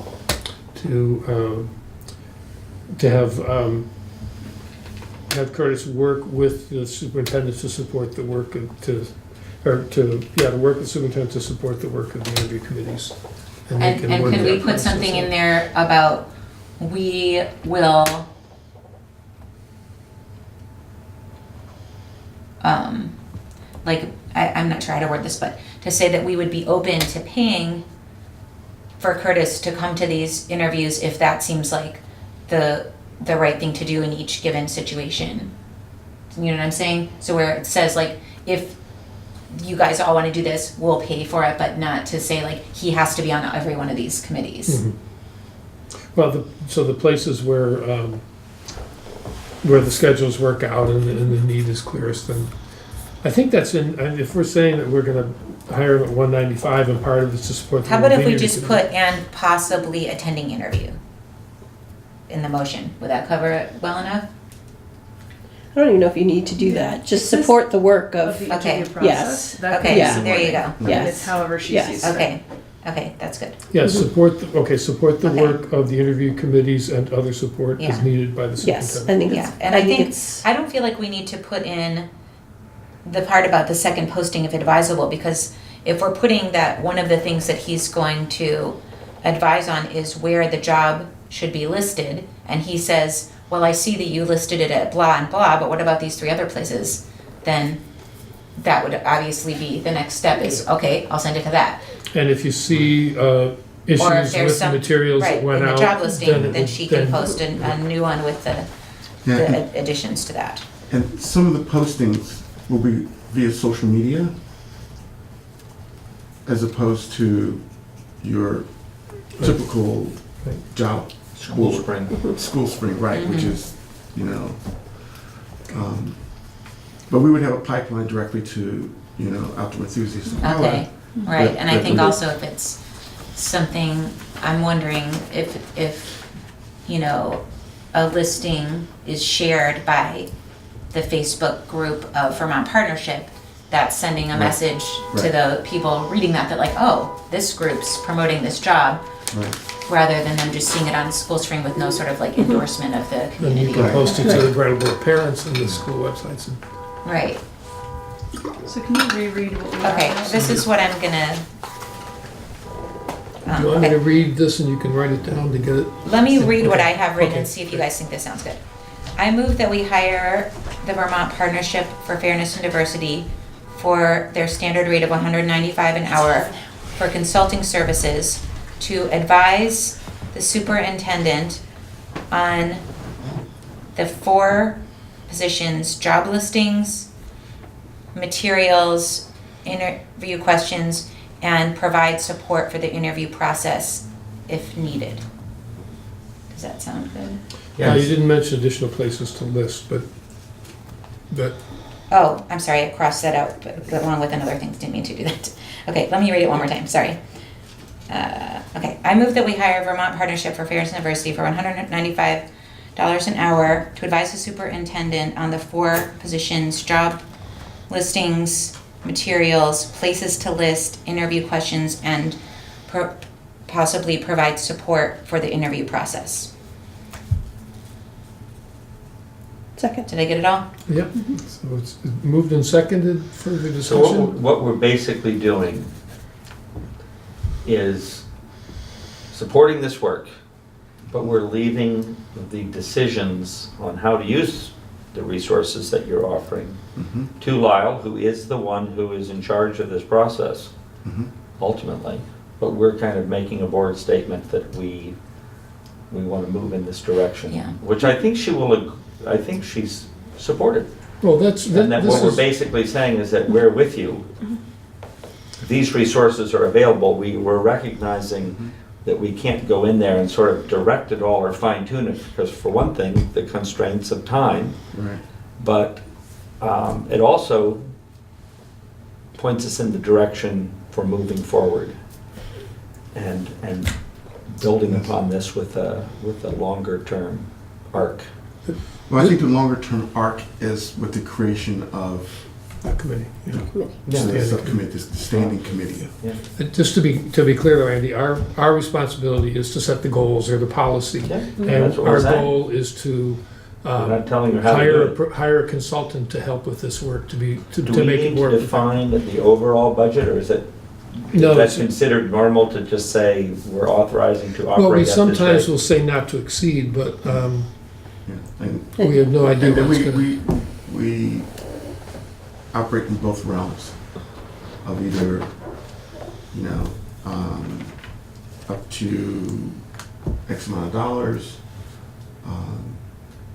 or, you know, a fixed fee for however many tens of thousands, and with, you know, funding to- We could do that if you like. I don't know how we would possibly arrive at a number. that would Yeah, I be think we should just subjective. focus on this Yeah. one for tonight, Totally. and then, Yeah. but Do we need to put a cap on this motion, or can we just leave that open because it's a A short period. I think we're relatively leaving- short yes. period, so it's not gonna be like, 40,000 hours? We're leaving the decision on how many of these resources to utilize with the superintendent. Is there a benefit to, this isn't on that topic, so you had said in past, you had helped Lyle with a few different things, or at least postings, I think. Mhm. And so she had the information on where to post. Is there, because again, we talked about how there's board turnover and there's all things that go on that Right. keep it not like a canon of knowledge. Is there anything that we have at the end of this process, if not hopefully a hire that was, more representative of our student body, that we could then build as a platform? Meaning like, these are 3 components that we did, and here are the, maybe it didn't have the outcomes we wanted, but that's not just, we did a bunch of stuff. Well, I think the language in the job listings is one area for that, because it's kind of boilerplate-ish is my impression, and they make adjustments to the listing as specific to that particular school or subject or grade.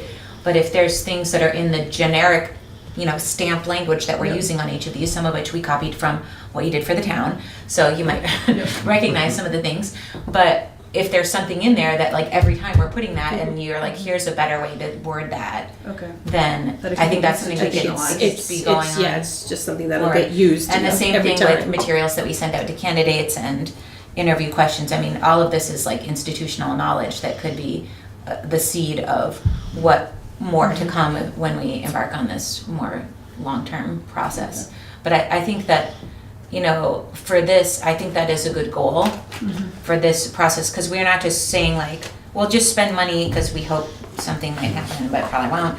That our goal is that we're gonna start our learning with this, and then we'll go from there. So I guess some kind of, I don't know what it would be, but if we're thinking about having this standing committee, it would be nice to have something, once we finish this process, that then could not be handed over, but that we could have presented to the standing committee to say, like, this was our first little test. It didn't really produce Yeah. something, but like, here are 3 things that we, you know, put our feet in Yeah. the water with, and these are things we could build off of. Yeah, well, You know that's what I mean? really, I mean, I think Lyle's gonna be the person to Yeah.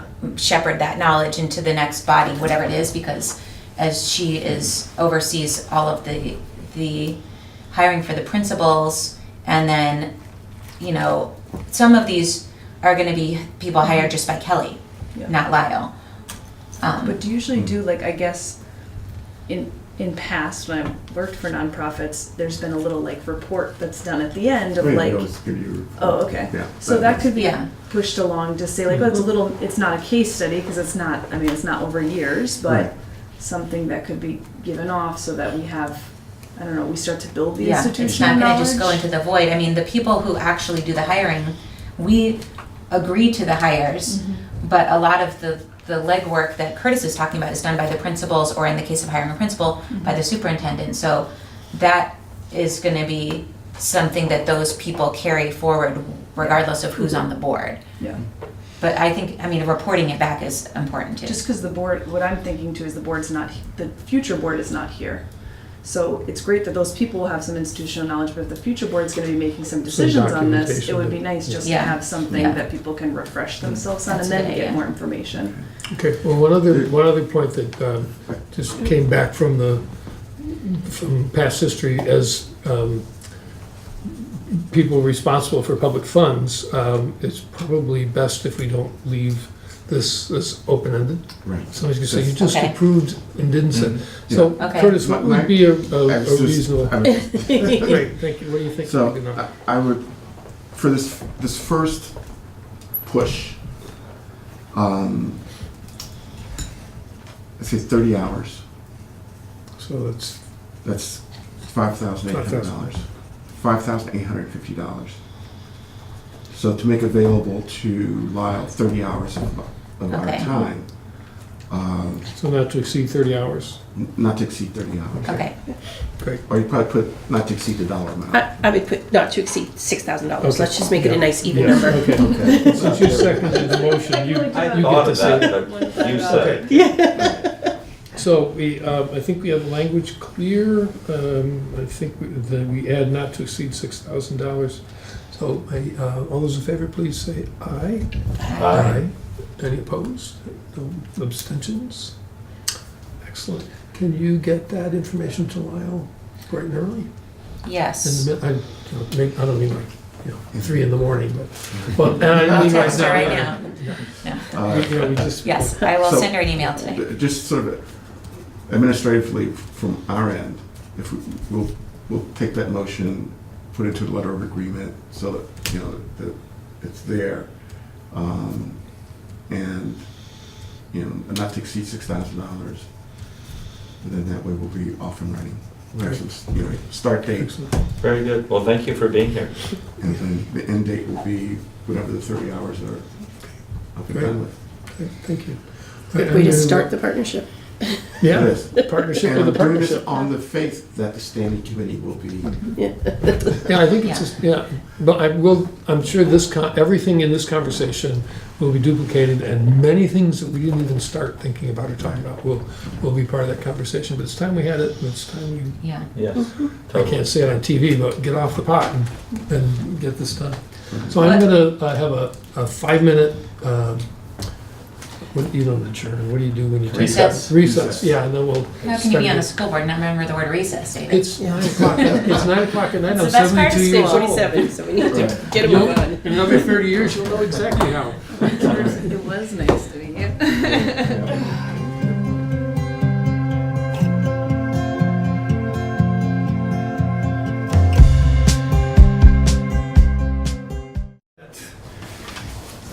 whatever time it is, 7, or I'm sorry, You wish it was 7. 8:50. I have a little bit of a different wording for number 2 there Okay. that I'll send you. Yep. Okay? Lyle asked that we identify a board member to be on the interviewing committee for the principal. And if the process is what we've used for the past several years, we all will be on the interviewing committee. The final The round. final round, yeah, will be us, the board, a group of administrators, group of teachers, and a group of community members and parents. So this is for one person to be on the actual interviewing committee for the Oak Grove principal. And she mentioned that Andy had expressed an interest, and I'm not sure, but I think we need to formally decide if other people want to do it. Then we- Well, I'll start off and say, I move we nominate Andy. That way we can do the discussion. Yeah. Oh, that's good, yeah. Yeah. Yeah. Appreciate your confidence. I'd be happy to do it. I Andy worked there for so All many in years. on the It seems like Oak the Grove obvious school. choice. Yes. know a lot about. I mean, I don't know if you had thoughts that you wanted to do it, or, I know my schedule doesn't allow it, so. I feel like it's. You have other Yeah. busy things going on Yeah. too. So I that's, feel it's something You might, I'd like if to you do. are interested in some of those, contact Lyle and see about the teacher committees, Okay. because it's a great way to see Yeah. how things work. Yeah, I'd be happy to, I'd like to serve in that capacity. Well, then we will ask Andy. And I checked I did do a little check, scheduling works fine. So all in favor of Andy to serve on the committee? aye. Thank you. And so now it's, this meeting was actually called to talk about the amendments for the default articles, and it's 10 to 9. I don't know how people's stamina is or interest. Well, let me just, quick introduction that I think, well, you were all there, so you probably know that I think the way it was left was that we should get together and talk about the values and the things that we really wanted to make sure we're part of the system or part of the, whatever comes down the road. And I'm not sure what form or how one exactly goes about doing that. But, so basically, I don't know exactly where to go except to ask So- people to sort of. Kind of a brainstorm here. I think we should ask for an amendment to the number of Brattleboro residents on the board. So that's the representation Yeah. issue, okay. Do you want to make a list of things that we want to ask for amendments on, or do you want to talk about that one and then? Did we want, so I guess it seemed like there was two different things. There was the value statements, which will be reflected Right. into the amendments, but then Right. amendments that we actually were responsible for you and Kim proposing back. Because you guys are like, or you're on a different committee, I think, than. No, we're on the No, same. we're on one. the Yeah, same. yeah. So the representation issue is one of the amendments you're Mhm. supposed to be reporting on, versus you're also gonna report on the values. Is that true?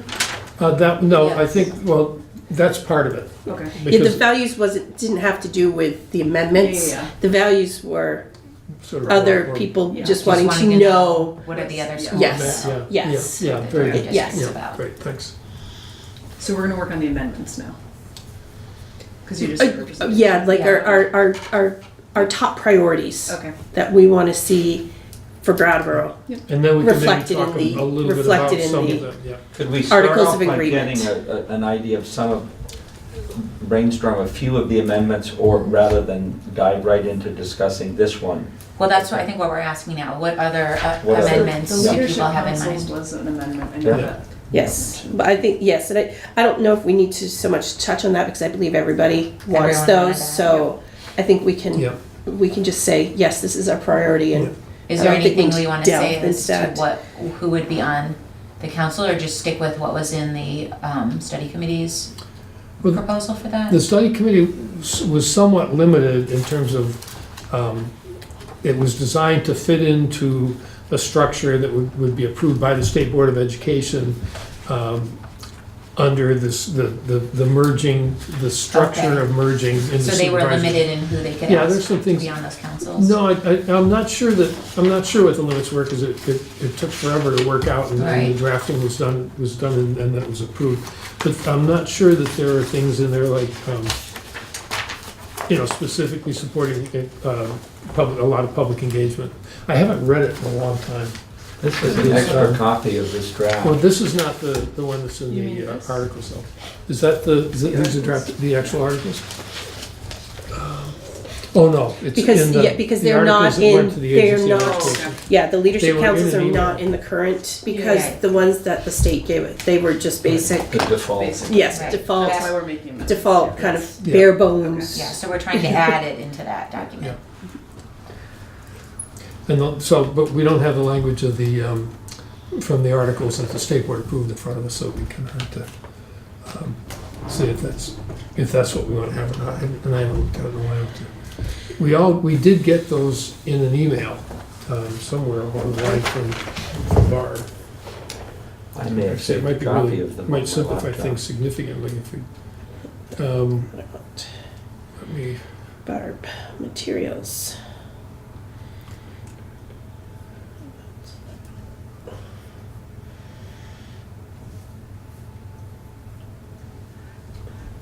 All right, we have a lot of dead time here on the TV. We need to not. Everyone's checking their emails.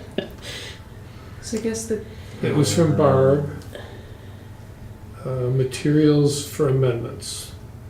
I believe it was in there. Final articles of agreement, yep, it's there. Okay, you found it? Yeah, it's in the April 9th from Barb. Materials is the looking at April 4th. subject. Okay, materials, yes. And it's the Yes. first one.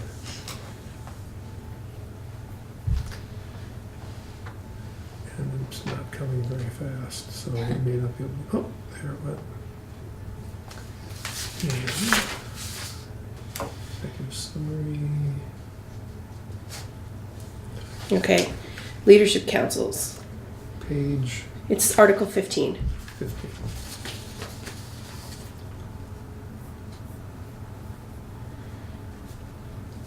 Leadership councils shall provide an advisory role to the Unified District Board on issues specific to the school. Responsibilities shall include assisting coordinating local school committees, advisory organizations including PTO, endowment committee, food committee, etc. Provide recommendations to the superintendent on budget development, capital investments, including building and grounds projects and technology and library resources. Make recommendations to the superintendent and principal for school-specific practices and procedures related to district policies. Recommendations could include, but not limited to, facility use, technology acquisitions, and school board activities. School-based activities. Sorry, thank you. Make it a little bit bigger. My screen. Consistent with state statute and procedures established by the superintendent. Serve on interview committees for school staff and faculty. Coordinate and review individual school performance data with the superintendent. Provide yearly activity reports to the superintendents. Staff members shall be nominated by the respective school staff and appointed by the board chair. Parents and other community members nominated at town meeting shall be appointed by the Unified District Board to serve one-year terms. Additionally, the school principal may select a student representative for participation as appropriate or necessary, or as topics dictate. And it says up above that the councils will be made of members from the school administration, staff, parents, and community members. I think this language sounds good. I don't know if there was something that they wanted to put in this and were limited by the statutes on that study committee, but without having knowledge of a specific thing that was left out for that reason, I would say that this Well, description here's one sounds good. specific thing that was left out was any specific role in developing the budget from the school. A for that specific particular role. It says provide recommendations on budget development. What would you think would be better to put than that? But they would develop the first draft of the budget that was submitted to the board. But they don't develop the first draft. We don't develop the first draft. It's developed, It's, the principal does it right now. right, Yeah. with Frank and central office and all of that. No, the first Yeah. draft, the principals come up with Right. their proposal and send Right. it to central office. This would involve the policy council in developing that first budget draft. Because there's not a school board there anymore to Right. process that. There's nothing between the principal and the, The big Well, I mean, I March think board. I don't think we want to put develop. I mean, they could work, you know, the I think principal we're looking always at develops it, you the know, and difference they submit between- it, and it could go to them first, you know, to review, but they're not going to develop it. It's the Maybe way- review is the better word than Yes. provide recommendations. Could we say review the school budget, capital investments, including buildings and grounds, and all that stuff? Would Well, accomplish what if more of what the- you were looking for? No, I David? think there needs to be, I think there needs to be some more authority given that, for instance, say the parents felt really strongly that there needed to be more technology, or that there needed to be diversity training, or that the buses, there's a real problem with the buses. Do you want to say review and approve? No, they cannot. No, just- They can't approve it. They're not. I don't know if But they it can would be approve like it. That's fine. the budget that's submitted to the WSESD board would have to be approved by the leadership councils? I don't. That's kind of how it I is don't- currently, right, with where we approve our budgets. But we were an elected entity. Right, oh yeah, that's. And see, You- this you- is what, that's- yeah. You can't, you know, you can't, they're not elected. Okay, so So you they can't give them a can't- yes or no Well, final Correct. answer on anything. Well, wait, now hold on, because the legal opinion that the study committee got was that you can't do that. But to say, because they can't approve the spending of money. But they could say, the policy, the leadership council would say, this is what we need, this is what we think we need for the budget. And we approve this is what we want you to pass. It's not The approving in the same board sense would as we still- do, because it's not the final approval, Yeah. it's like one stage of Yeah. it. Couldn't it be that at the beginning of the budget process or during it, that the board is involved in developing some strategic goals for the budget? I mean, it doesn't mean they're developing the budget, but at the same time, like, it seems like the principal would probably have a big voice and say, here are some strategic objectives that we're gonna be promoting, and then a person on the board said, what about transportation? They all talk about it and say, we wanna include that as a strategic goal, and the principal's like, okay, so he develops the budget that then goes off. So That that's seems more that's a top-down budget direction approach. And what the purpose of this, at least into my thinking, was to because all of these school boards are gonna be gone, Yep. there needed to be something that guaranteed, or that made sure that there was a lot of community voice and a lot of input. So having that information come up from there, and for the schools to develop their priorities. Yeah. And like, if there's a strategic focus in the union for diversification of the staff, that would clearly get on and say, okay, you need to work on this. There are all kinds of things that come from the state, there are all kinds of No, but things I'm that saying the that same need to thing as you happen. are, is like, there would be some strategic objectives from the leadership council. That's I what see. I'm saying. I see, Would oh, that I make see, for the, sense? yeah, Like- for the school. So it would be, For the school. I think it would be bottom up, what she's proposing Yeah. is that the Yeah, I the misunderstood. leadership I council would thought say the to the board- principal, here's what areas we want Or to you make have sure a you discussion focus on together with in the principal budget, saying, like, right? Here are 4 things we've talked about all year. But as far as like the hierarchy of like starting with what are the values of this council, and then they tell all that to the principal, who then goes and with Lyle and Frank and develops specific spending amounts over that, and then that would be approved by the board. I know, David, that you want to give this more teeth and more local, but ultimately, the leadership council does not have the authority to make something happen. So I go back to, it's maybe weaker than you want, but what you're really saying is have the leadership council provide input on priorities and goals when forming the budget. Because it's not going to be more than advisory. And if you oversell it, that it has more political power than that, it'll just end up in frustration. We did all this work on the budget, and then the board looked at it and said, well, we're not doing that. And then that'll be the last time. But if you say, we want you to let us know, and then,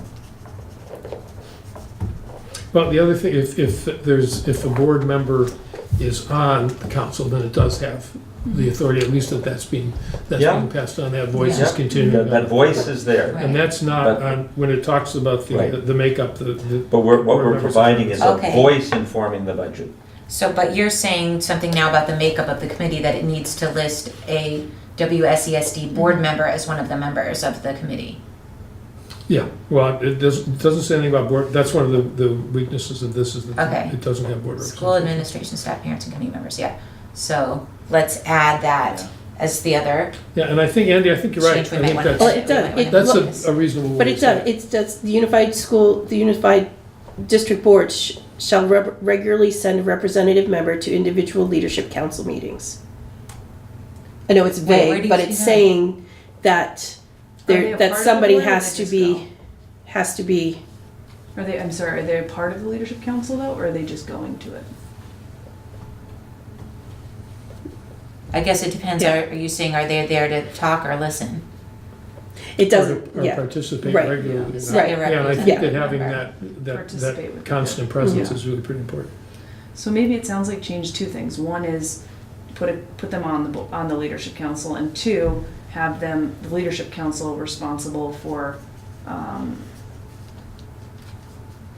creating goals and objectives for the budget, or at least strategic objectives. Is what I would think say. Andy's language was good, provide input on Priorities and goals or priorities. object- Priorities. priorities and goals. Priorities. Can you write that down for Excellent. tomorrow night, or for next week, I mean? Okay, Good. provide input on the priorities and goals. Because I think we're gonna, at least I'm gonna hope that we can expand the table so that people that are also there and that are running for the board can participate in the process. So, yeah, that means Kim and I don't have to articulate everything. So, Okay, and this is all, we're all just advising each other on this. There's no motions needed on any of these things. Correct. It's just conversation. Right. and this also, all of the appointments to the committee were by the Unified District Board Chair, and I think that's too much control. Wait, what? If underneath the bullets, staff members shall be nominated by the respective school staff and appointed by the district board chair.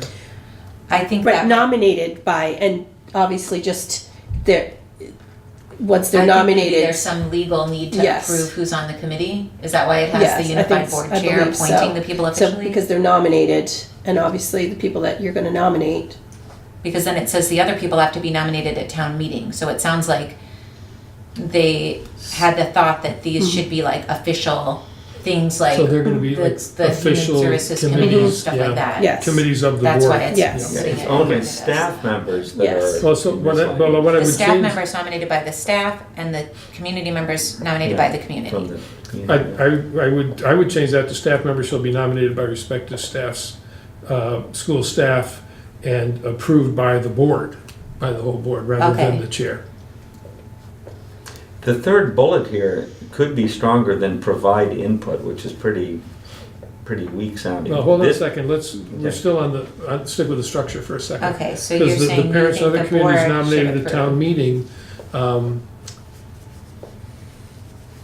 parents and other community members nominated at town meeting, our town meeting is a representative one, and there aren't necessarily parents there. But they don't have to be there to be They- appointed to right. be on the committee. They can just their names have, can be just given to somebody the. that's a town yes. meeting member has to nominate them. They So don't we should, have to actually yeah, come. we Yes. should clarify that. I mean, it would Okay. be something like, Yeah. they would come, And then here's why- our list. Yeah, and then why one-year terms?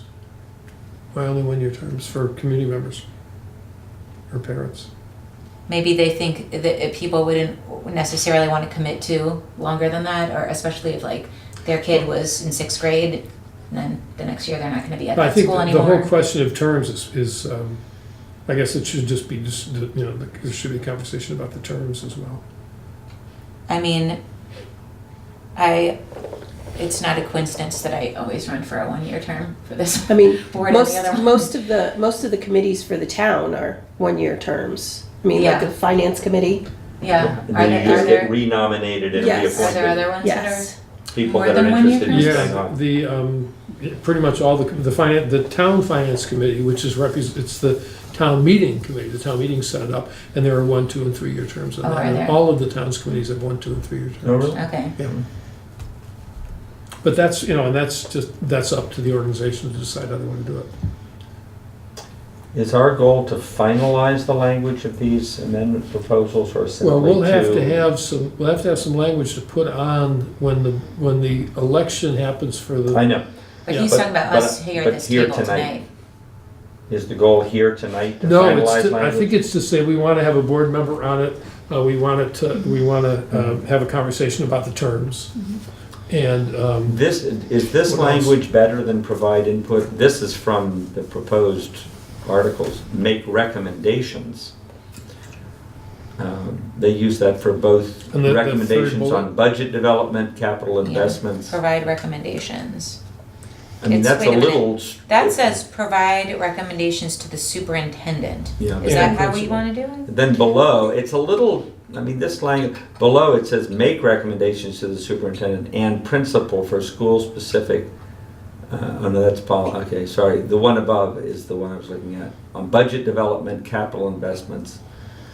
I'm not sure how this, now, if I'm looking at this now, I thought I knew what they were talking about, but maybe I don't, as it says superintendent, about the budget. So I would have thought a minute ago that it was like the leadership council works with their principal and then the principal goes with how they do it now. yeah. If Well, this the principal has and the board member go. the- Yeah.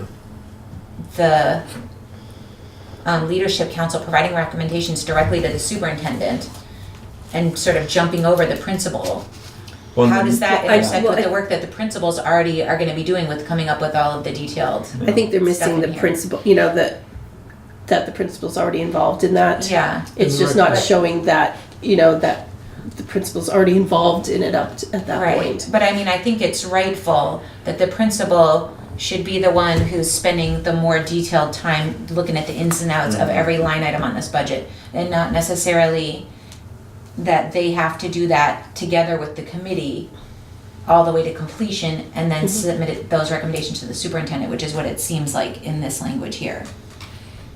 Well, I think that's there because what happens now is that the principals come up with those budgets, and then they all go to the superintendent, they all sit down and work out, okay, you can't have Right. that much money, but here's what you can have, and here's what you need, and oh, we got this roof to do.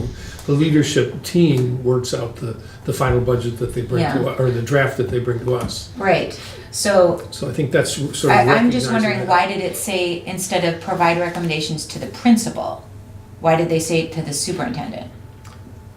I think just recognizing that that's the way the process was. Well, it says superintendent, The following, It On says our for- budget, yeah. I'm looking on the under budget budget one development, only. yeah, the yeah. budget one says jump right to the superintendent, which I don't think anyone here is proposing. I think we should just say that the To the leadership board. council should work with the, To the principal. through the principal. Work with the principal. Because you're not gonna have these leadership councils setting up meetings with the superintendent. I'm just wondering about the role of the committee as far as like, if we're asking this to be composed of a mix of staff, teaching staff, right? And parents, together with the administrators, do the teachers and parents have an interest in creating a line-by-line budget? Because I'm not sure that you'd get enough people on the council Yeah. if No, that was a Yeah, I don't think- requirement of them to do it in that detailed of a way. That's So not that's what why I I'm was thinking it thinking should was be gonna like, happen. that they tell the principal these are our goals, and then the principal does that work I of think so. Yeah. making the Yes. line by That's line. what we're Yes. talking So about. how do we articulate that? I feel like we should change it to say, make recommendations to the principal, not to the superintendent.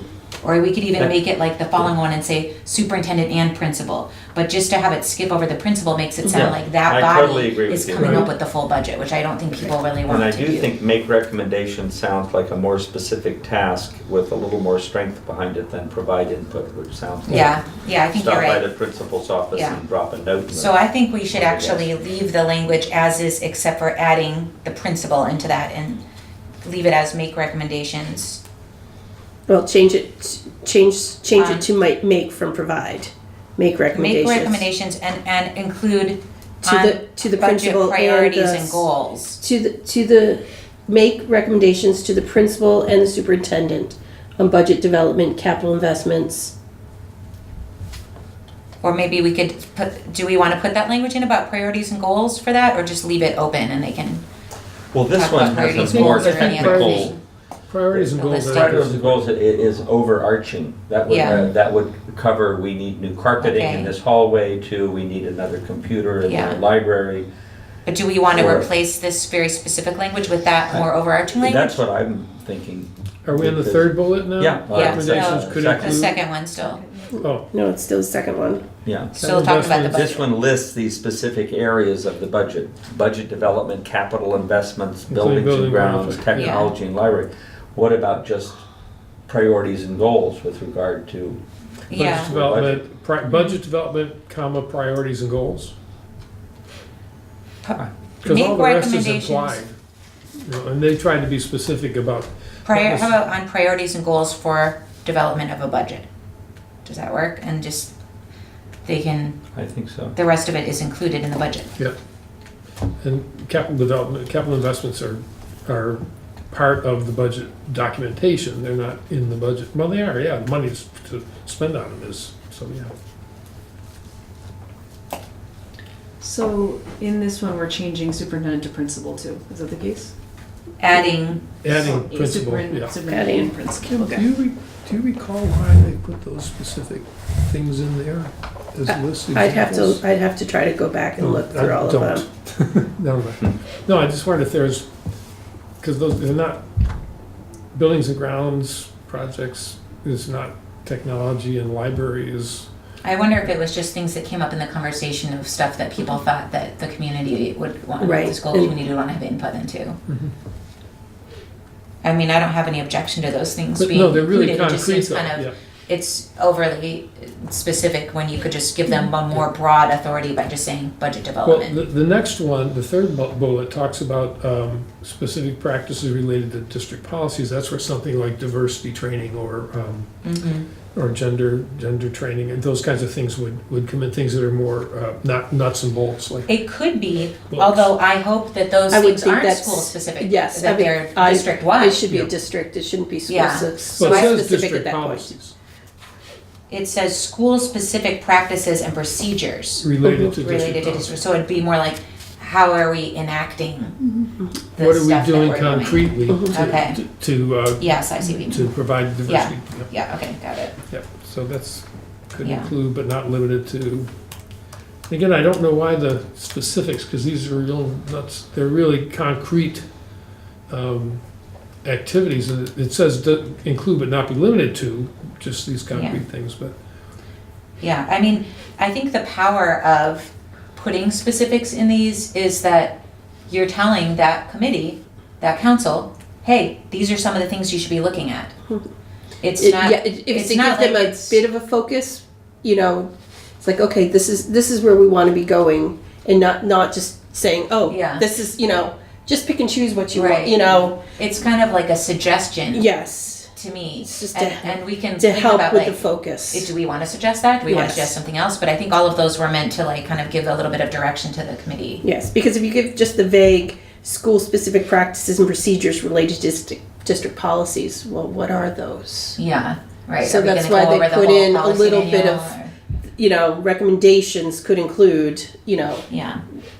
So my question on this language and just kind of the principal thing, so when we're thinking about the councils and who they're made up of, it says school administration. So if we're making a recommendation to the principal, it means the principal is not on the school-based leadership team. Is No, I think The they. principal is, the principal is? yeah, and sits with the team. Okay, he sits with the team, and then we are coming up with a collaborative recommendation that he's going to take to the. Yeah. So are we really making a recommendation to the principal? I mean, we're making it to the superintendent, just the principal is the voice. But if 'Cause the council's, I don't think it's appropriate think- for the council to make budget recommendations directly to the superintendent. No. I feel like their discussions should inform the principal's Yeah. formulation and I of think, their. and I not think they're just- making recommendations to the principal. We want you to take this to, you know, the Yeah. superintendent and to the board. I mean, you So could that's still our say like, recommendation. That's what I'm saying. the It's like, board for will make a example- recommendation to the board chair to do blah, blah, blah. It Yeah. doesn't mean the board chair's not part of the board. It's Right. just saying Yeah. everyone's telling the one guy whose job it is to do the thing. Yeah, Okay. and that's just the lovely term. It's kind of a vague term, but when when you ask them to do something, we do a recommendation. Sometimes, so. Yeah. It's one of, A lot of Yeah. our motions are Yes. we move to accept the recommendation. We don't even Yes. say what it Yeah. is. it's one of those oddball terms that we use a lot. So we talked about staff, the transition year, that'll take work. of getting people to be on it for the first year? Well, here it says filled by existing school board members willing to serve in this new role. Well, I guess, Oh, but there'll be new school board members, there'll be new members of that board, and so they will, each of them will be on one of them.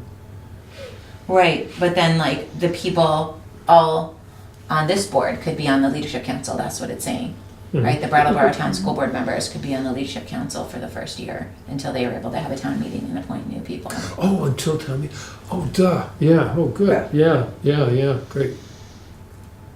Yeah, so it's At the first talking town meeting about the following community emergency, and members, Yeah, part yeah, of that. Yeah, okay, yeah, that's really good. Okay, the school leadership councils. The first year.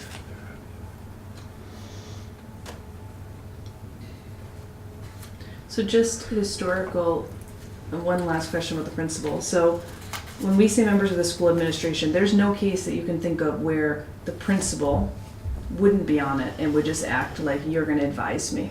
All of the schools, the administration is the principal, except for one, which has an assistant Yeah, principal as assistant, well. yeah. Okay. So I guess it Well, no, leaves but it vague as to administration- whether that person would be on the council, but I think, But isn't it the case that when they make up their budgets, I would assume that they're in collaboration with special ed directors and everybody, those are administration for But that. those Special ed is people at the don't, SU they're, level. yeah, they don't Yes. work for the schools, Okay, they're so for the yes, okay. SU. The teachers make requests. Okay. But I wouldn't think of that as being included in the word administration, the special ed staff. I feel like they're their own No. department. Yes, And they're, there's- well, and they they're have their SU, own- they're, Yeah, And they but have even their when they were organization. school-based, I don't know if that would be considered part of the administration. No, they're definitely they're professional staff.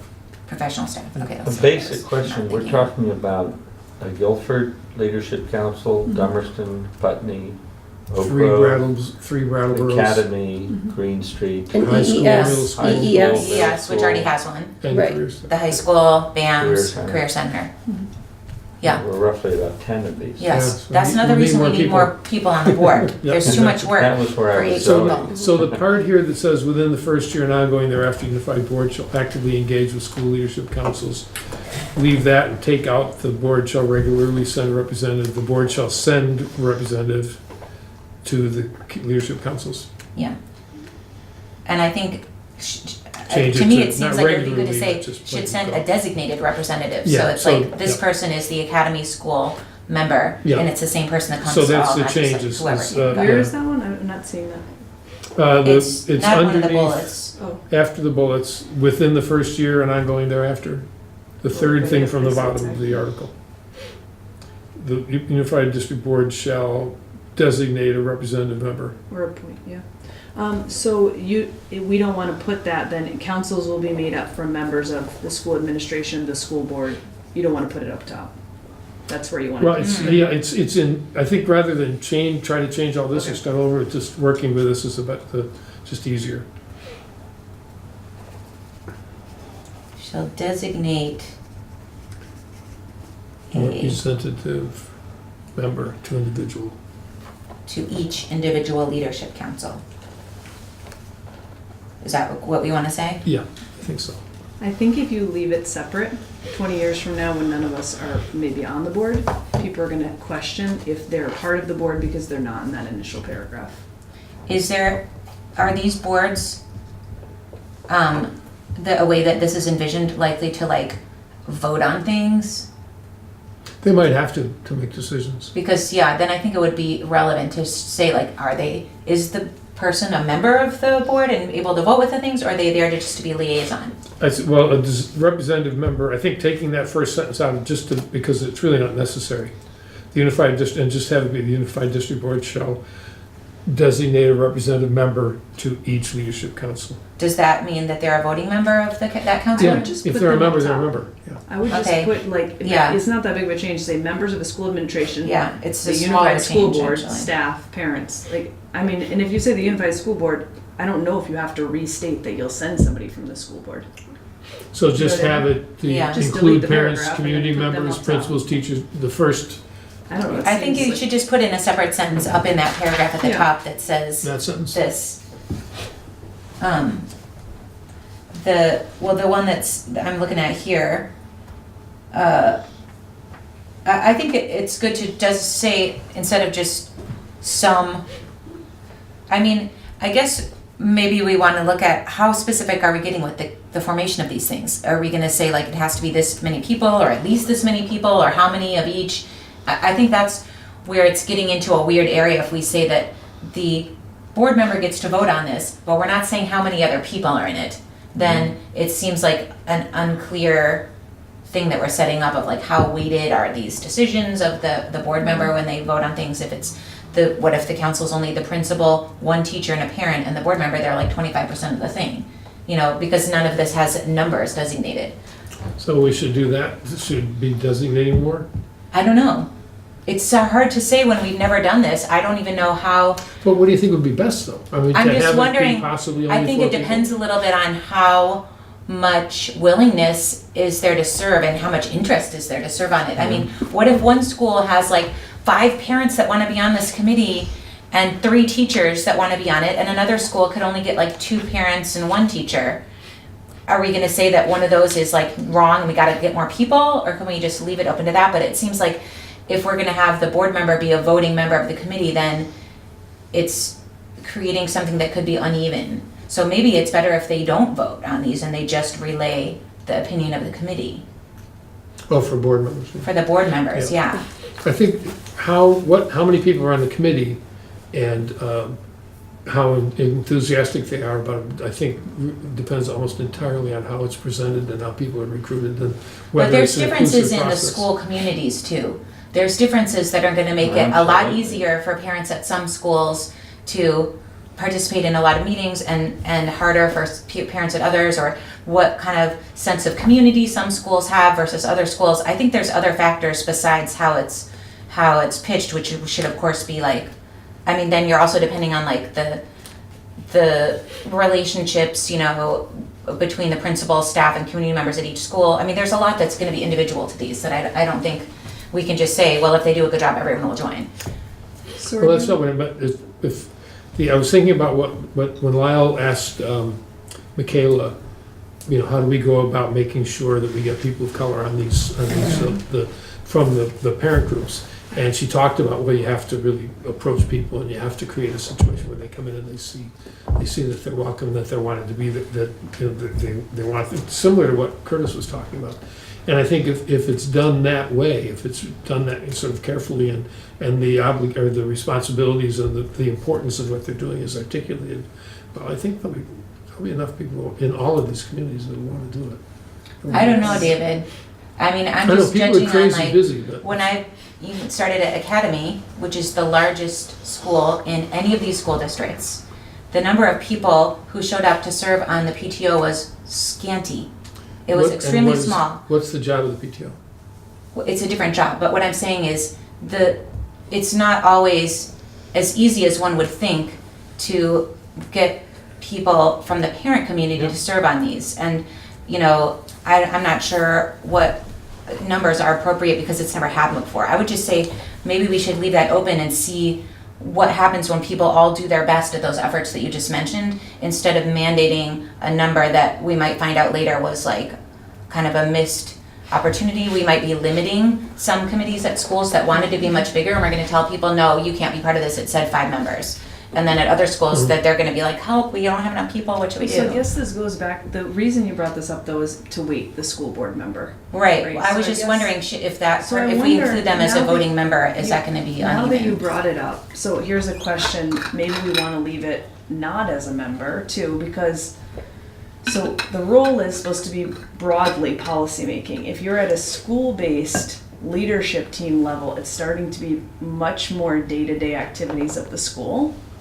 And is that the role of a Well, unified school plus board member? the school board member's already going to get to vote on a lot of these things at the board level. So it's kind of like you're letting them vote twice. Yeah. I feel like maybe they should just be there as a liaison. Yeah. Yeah. To like, I it's think like they you're- attend a meeting, I think report that's- back, I and think then that's they the- vote on the things that they vote And I on. think Well, that's the original And intention. Okay. I And know that's probably why I it's always separate. wanted that you don't just have the same board member, because then you don't get to know all of the board members. Hmm. It should be, you know, because you should be caring about all of these kids if you're a board member. So if you're from Dummerston, I want you to know those kids at Academy or Oak Grove just as well as you know those Dummerston kids, just as well as you know those Putney kids. And they should be at all of these, they should go to all of the So meetings. you think it should be the opposite, people rotating around I instead do. of having just one Because thing? then, I mean, not like every meeting, but, spend a couple with each school. Otherwise, you don't get to Right. know all of the schools. I think the problem, and I hopefully we can keep at least two representatives from every town. I think one of the problems with doing it that way is that the person, the liaison to the Dummerston council won't necessarily know that community. They won't necessarily be able to reflect that community or relate that community's values and goals. So it's kind of, it sort of depends on what do we want the council to be primarily? Is it for us to know? We need to know all the schools, but if somebody isn't from that community, can they come and tell us really accurately about that school? I'm actually feeling like this discussion is leading us to realize the wisdom of the original language, leaving both of these things open-ended, and maybe see how things start to play out once these things are actually formed with live people, and whether they want to do a round robin approach or a you're the academy member, or are they going to vote or not vote, and how many people are on it. I think maybe we should just leave all of that open and let the board figure out what's the best way to do it. I believe there's other things left open too. I mean, there's no mandate for the frequency of these meetings. No, nothing like that. No And- specifics. I think the original idea of the leadership councils was advisory. I mean, the idea of voting is not mentioned in there because it was meant to be a more grassroots, with the unified board, to have another way. It was sort of to have empowerment close to the school, but I don't think it was ever conceived of in that process of writing these articles from the study committee that it would have the kind of voting power to do policy or approve. It's all, But if they're gonna be making recommendations to something about the budget, and not everyone sees things the exact same way, what recommendation are they making? They might have at some point Well, to they say, might well, how have- many people think we should do this, how many people think we should do that? well, they may have to And- make a recommendation that Vote that of way. the 7 people on the committee, 4 people felt that there's this really strong need for such and such a modification, and 3 people didn't. And this is some of the reasoning, and this is our input as you form your budget. Okay, Because that leadership council, if we get it bogged down into being a quasi-governmental body, what you're really doing is asking people to be on a kind of board that really doesn't have any legal authority, yeah. other than, Right. That and seems I, ungratifying. So it's advisory. I mean, that's what it's intended as, you're right. and I think that allows it to give it that breathing space that you're talking about, where we haven't yet seen this work with real people on the ground. And the classic thing in Brattleboro is where you have one school that's tiny, which has a very small pool of parent volunteers and such, Right. and another school that's 3 times as large, that both have a leadership council. Right. And that's a dynamic, I mean, I'm just repeating what you said, you pointed out, but that's a real. Well, can I make we've done a lot of this, and I think we've got some really good clarity and some pretty broad agreement, and it's gonna all be talked about again next Wednesday. So I'm wondering, Okay. are I we think we're good comfortable? on that. And I think what we'll wind up with next week is 3 or 4 people will say, okay, we'll sit down and work with this language and try to figure out how Yeah. to say that the board members are liaison, and that there can be minority and majority reports if there's disagreement and stuff like that, and get that into like a Federalist paper sort of thing, and then, or some kind of language. And so I think the specifics will work out, but we have some points here that I think clearly reflect what our values are. Is it okay to move to the representation one? Yeah. We need to, it's 9:30. Yeah, Right. and is there another one after that? I'm just sort of Well, seconding there your are other concern. things that are gonna come up. I Anybody? think those are really the 2 big ones. I mean, having something around the diverse workforce committee. But we also have a couple more meetings, and maybe, and probably some subcommittee work in between, and maybe even some things done by email. But Are what subcommittees exist, something that's in the articles of agreement of the board? if we wanted to put them in, we could. Are any other ones in? I have no idea. I You mean mean, in the? in the state's No, if we, language? no, if we say we Okay. want, but typically you would just have you know there's gonna be a finance committee, Yeah. you know there's gonna be a diversity I'm committee. just wondering, The point like- is, well, Okay. the point of having it in the amendments is it gets voted on by the body, which means it can't be changed except by the body. If we feel like that's something that just has to be there, we really want it to be there and be really a strong statement, then it needs to be in the amendments. Because Okay. otherwise, the board can just change it whenever they want. Okay, Which is got it. not necessarily a bad thing, but you never know. Okay, okay. So, worth shall we move on to considering. the representation one? Okay. Any So- thoughts? Well, I don't feel like we should reduce any of the members, first of all. I'm just looking at what was in the original study committee's articles, which only gave one to each town, so I don't think we should go there. Thank you. No, no, I agree. I think we should keep We don't them have as to. two, Yeah. two Yeah. each, Yeah. and then, And then think about increasing the Brattleboro numbers. yes. Is there any any discussion been going on that anyone's heard about that original articles had the at-large members? Yeah, But because that's- here it says 4 Brattleboro, 1 for the other And then 3 two towns, at and then large. 2 at large. But if we're keeping all of the other towns at two each, I don't think we need to have them as at large. I think that, I'm wondering if the way they came to these numbers was based on population, because if we were to do it strictly by the same number of board members per 1,000 people or whatever in each town, it would be 6 Brattleboro, 1. But that probably seemed like too big a pill to swallow, which is why they took 2 of those and said they could be from any of the towns. Well, It could be that's- Brattleboro or yeah, Yes. Brattleboro. That's That's exactly how they it. got there. And there's the issue, I think one of the reasons is that the Vermont statute says it has to be representative. Except there are circumstances, and this is one of the things that they negotiated with the agency, and the agency went along and said, yeah, that's fine. The agency doesn't have to approve these. The state board doesn't Right, just approve the these. voters. This Yeah, is just just the the voters, yeah. And if we decided that we wanted, And you're 100% sure on that, making that statement? I know that, I know those Didn't people Lyle don't say have to, something it about may be lawyers? that, Yeah. it may be that Lawyers the have to attorney approve. general looks Right. at it and says, oh, no, Okay. you can't do that. That we can find out. Yeah, What- We can I get- mean, what yeah, I Lyle just said need was to that- make sure we don't make statements like that saying we No, don't need to yeah. get authorization. Oh, no, Yeah. there's So- not, if you look at these, there's nothing in there about the agency approving them or the state board approving them. If you look at default articles, they are approved by the voters.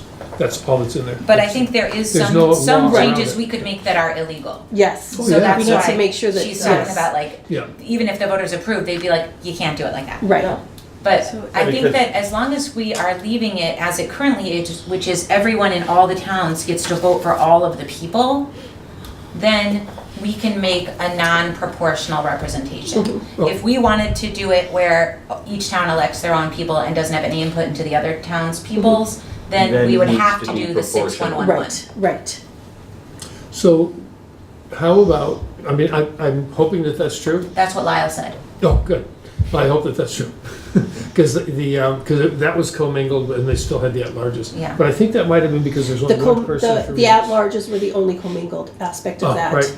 Everything else, yeah, so. Everything else was Oh. voted And she on was by like, the individual when towns. she said that, like, we could make changes to this even representation as long as everyone's voting for all the people, she did give a caveat of like, I think so, not totally 100% on that, but And she it's- said it's this needs some definitely, if we wanted research. each town to elect on their own, it has to be proportional, that part, I'm sure. And the problem is that depending on which question you ask an attorney, you get a different kind of Right, answer. that's So, probably why she got yeah. it. But I think what I would hope could do is get the other, well, you pointed out, Ellie and I had a conversation last week or the week before, and you had noticed that the people in the small towns were, well, say what you noticed.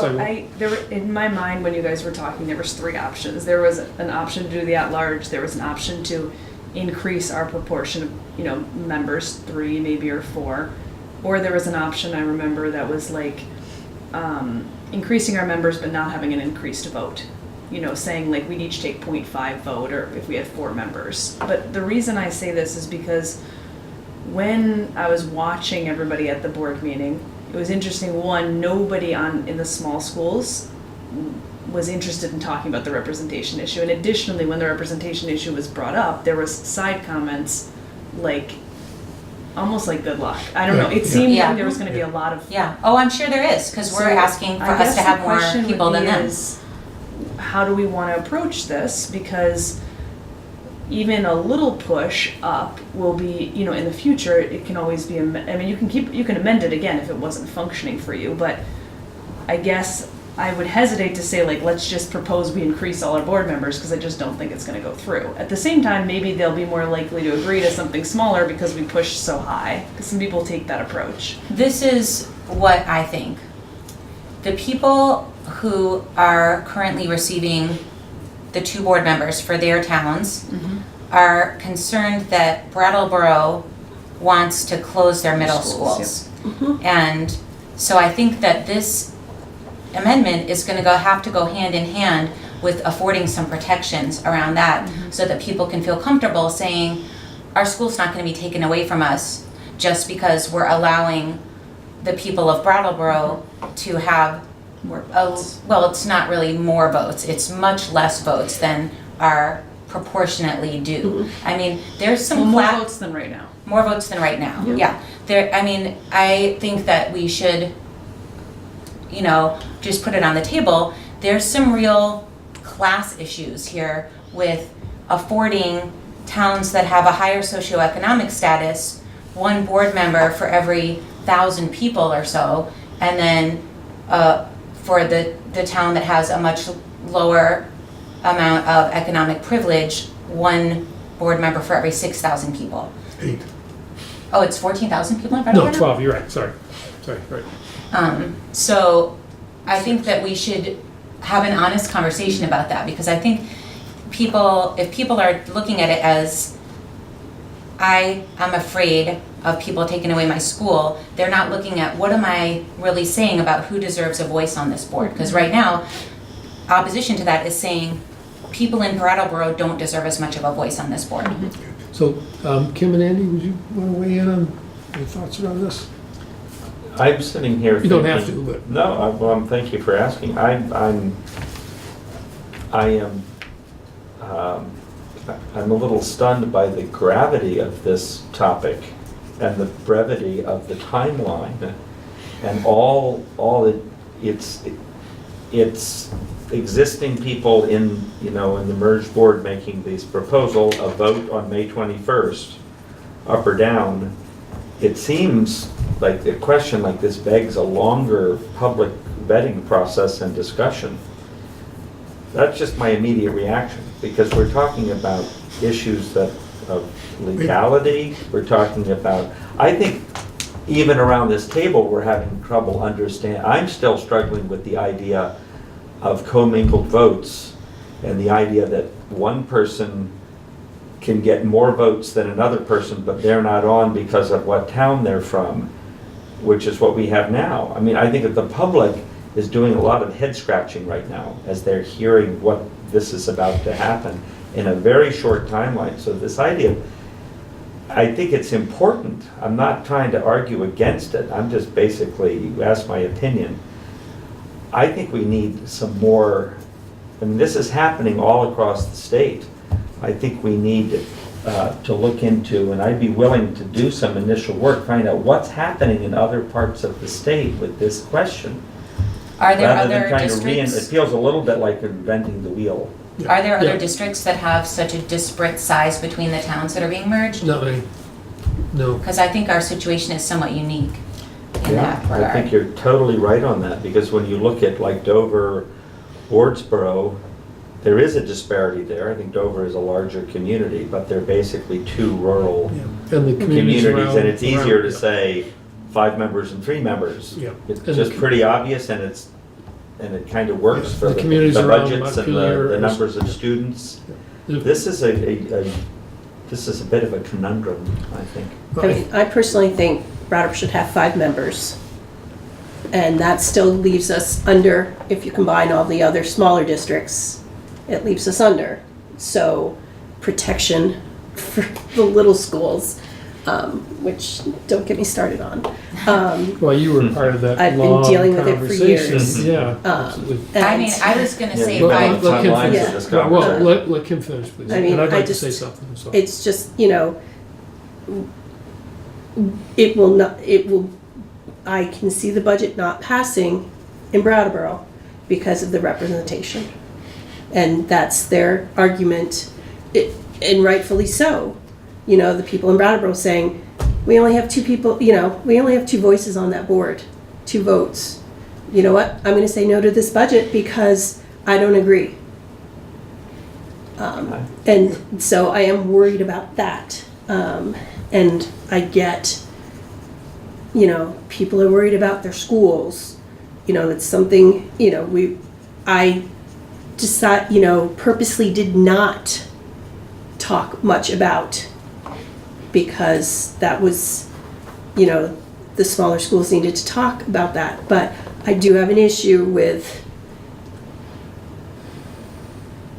a town, and I understand they want to keep their school, but if it's so tiny and it's a hindrance, and just because they want to keep their school, the town has a veto, I have an issue with that, just in terms of, you know, everybody paying taxes and having to support that school if it's not truly viable. And, you know, using that as a political tactic to get 5 votes too. I have an issue with that too. I think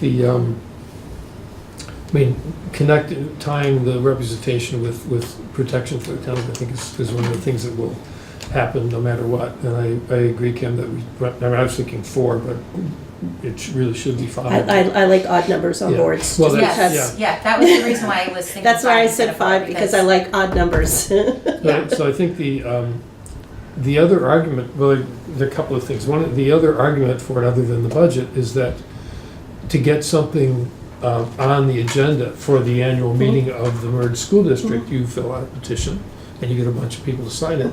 And a petition would be circulated very quickly by people in Brattleboro saying we need to expand it. And then that would pass, and then it would happen that way.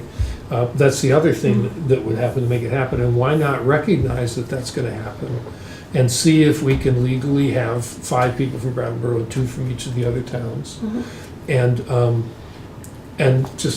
go on and move on with it that way. The bottom of this, I had a talk with Jamie Contois from Putney, and she was concerned because all of this is taking place in such an environment of where there's no trust. We're all suspicious, we're all threatened, and that's, I think, why that idea about talking about values and communicating what matter to us, to try and get some common sense of who the towns are and who the people we are that we're going to be working with on these issues for the next several years. Even if the merger doesn't happen, I think a lot of this work is going to go forward anyway, because it's just clearly a better opportunities. But the how to build that trust, how to say we really think we need to have 5 representatives because it's, you know, the number of people that each person represents is overwhelming, and we're not evil people. We're not gonna, you know, how do we make that point? How can we develop trust? And I think it's going to require some sort of written-in protection. But again, I don't know how we do that. I really liked what Robin said, though, the way you phrased it, as far as like there's a socioeconomic difference too, and when you're specifically then giving less voice to those people who are socioeconomically maybe less privileged, it seems like It's a really bad symbolic. way to start. So I mean, But I we think shouldn't, that yeah. hits people at a different place than just, oh, we're underrepresented. Right, and I think especially because they're just not thinking about it in that way. They're Yeah. thinking in the mindset of people who are being forced to merge with other school districts and give up control 100% over their own school. And they're thinking about, how can I protect my school? They're not thinking about what do the other towns need. So I think that also having this conversation about the different values of each school community and school district community might be helping towards people kind of seeing outside their own box. But I actually talked to Jamie also about the values thing. I said one of our biggest values in our town schools is closing the achievement gap and the behavior gap for kids who are struggling, especially because there is so much low income, poverty, trauma, and, you know, opiate damage to these families. And that's what we're thinking about here in Brattleboro. And we're thinking about how can we support these kids. We're not thinking about how can we steal money from the other towns.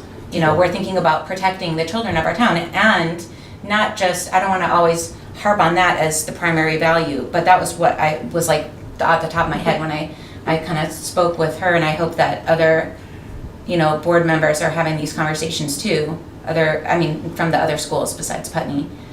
But I think that, of course, all of our schools are committed to academic excellence and, providing the best possible experience for the students and having, science-informed best practices. I think that's across the board. There isn't anything that we're going to be like, well, we're trying to do a good school here. But what is the thing that it might be different about our, mindset than other schools, and why do we have so much support for our families, in our budgets? I guess I Right. wonder though, if we say when we say the value statement, this value statement's before, we I'm talk gonna about ask you to these. say it. Sorry. Yeah. I just want to comment on one thing you said is, it's hard because what you just said is also what people are scared of about us, right? They don't want their school to be closed and then them to be sent to a place that has opioid problem and so many more problems than they have currently. So I think it's important when we say our value statements, that we value the diversity, we value in having representation equally spread, though we have socioeconomic difficulties or things like that. I don't know how to phrase it, but showcasing, I hesitate to say it like you just did. Mm-hmm. I hear what you're saying. I'm just saying that, like, if you say all these bad things, like, whoa, we got to protect ourselves even more. No, but So, that's like- where people are already at, I think. Yeah. I think that's also around, why is it so terrifying, the idea that middle schoolers might go to school in Brattleboro instead of Putney or Dummerston? I think that is part of it already. So But I mean, guess maybe you you're wanna wise to align not your- highlight that. Well, I for want to people's highlight it, fears, but I don't want know. to, if you're trying to go towards getting more representation, you want to highlight the value, although our values are in that diversity, in servicing the diversity that has certain challenges, the value isn't the challenge. You don't want to just highlight, if you're saying a value statement, you want to Yeah. highlight the values that, Okay, instead, because they know the challenges, and you don't want to say that there's no challenges here, but we're going towards getting more representation. Additionally, because we said we're linking them now. yeah. It's one of our I value would, statements. a very short comment, we shouldn't just characterize Brattleboro as having the socioeconomic struggles. Poverty exists in our small towns. And I know that our partner towns are not all the same, but there's plenty of struggle going on in Putney, in Guilford, and I dare say in Dummerston too. It's not just that we have a monopoly on. I think it has more to do, the autonomy thing, with the fact that there is such a thing in Vermont as small town culture. And I think people view it as an attack on that. And that has been a long-term Vermont value. And as some people have said who moved to these small towns, that part of why they moved there was for that small town culture. And I don't think it's based on, I don't want my kids to go to school. It often has more to do with transportation than where they're being transported to. I don't want my child driving a bus 45 minutes a day when we have a school right here that's been working.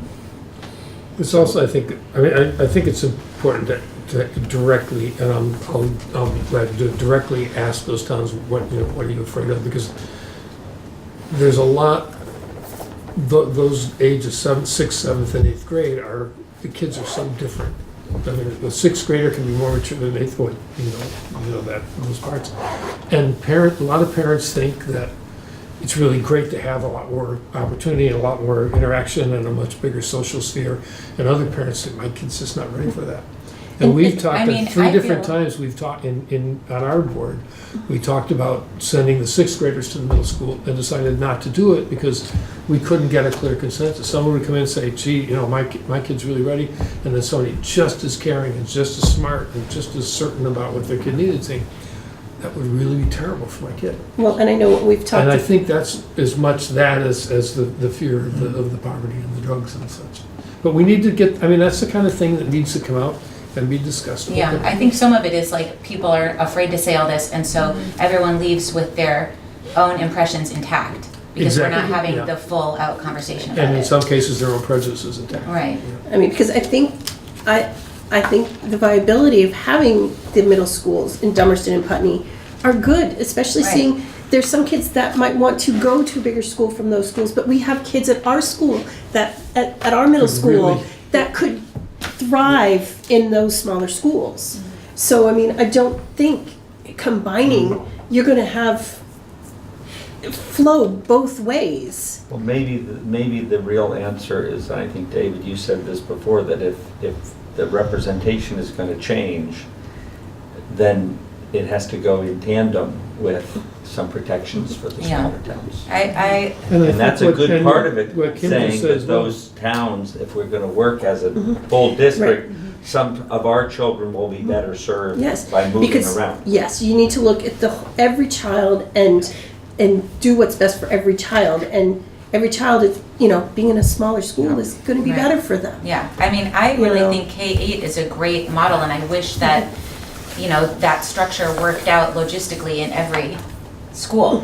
And I know that there's been a vast array of different grade configurations in Brattleboro schools over the years of like K3 and then 4, 5 over there, like, We've they've done it tried all. everything. So I feel faith that where it's currently at here is the right one for this community, but I really value a K-8 or pre-K to 8 model. I don't think that there's necessarily the people of the rest of the board that are like, can't wait till we're merged so we can close those schools. But that's what the phobia is Yes. among the people from those towns. Well, and depending on who's on the boards, when it comes to money, sometimes that's what We happens. could have a small town in Brattleboro closed.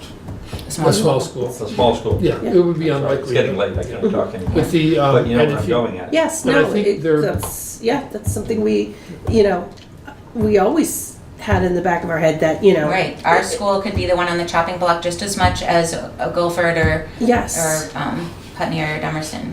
Yep. I think it's important to also look at some of the experiences that are happening around the state where there have been mergers and schools. They maybe haven't been closed yet, but they're being reduced.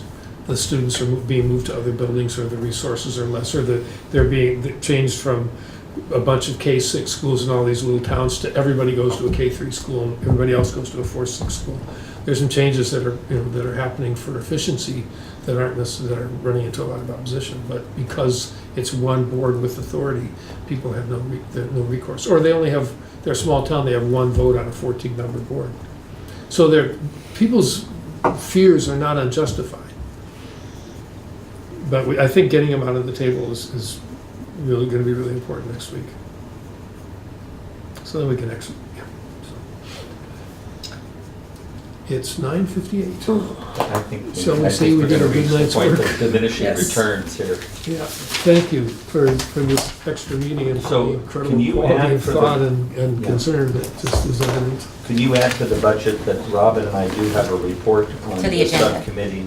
What's that? Add to the agenda. Add to the agenda for Tonight? next No. time. Oh, No, I don't want to add anything tonight. Yeah.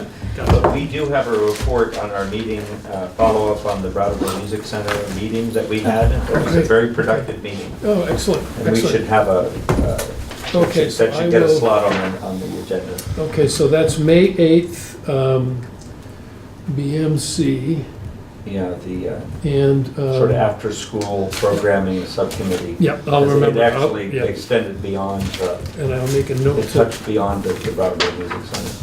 Oh, and I have a couple of, well, I'll find out.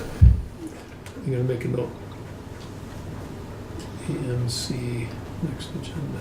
You might also want to talk about the seating. The Maybe seating? not tonight, seating as far as community members are concerned. Oh, well, I asked, What are we talking about? So I brought up to David that one thing that maybe we'd like to reconsider is how, so we keep rotating through the schools, and some schools have better seating options for community members than others. But at the last meeting, for example, the community member is standing behind like a pillar. Yeah. And just overall, I feel like if you were a community member, you're already coming and feeling like you're being videotaped, which is not a super trust, you might not have a ton of trust in the whole process. But then additionally, feeling far away, And also feeling like you have to advocate for yourself by standing up and you're not included in the group feels a little different. Yeah. So maybe we might want to, as a group, think about, are there ways where community members could sit with us? That felt really good when the preschool heads Came or up whatever to- directors yeah, were sitting yeah. with us. And then if that was a consideration, how would we do that?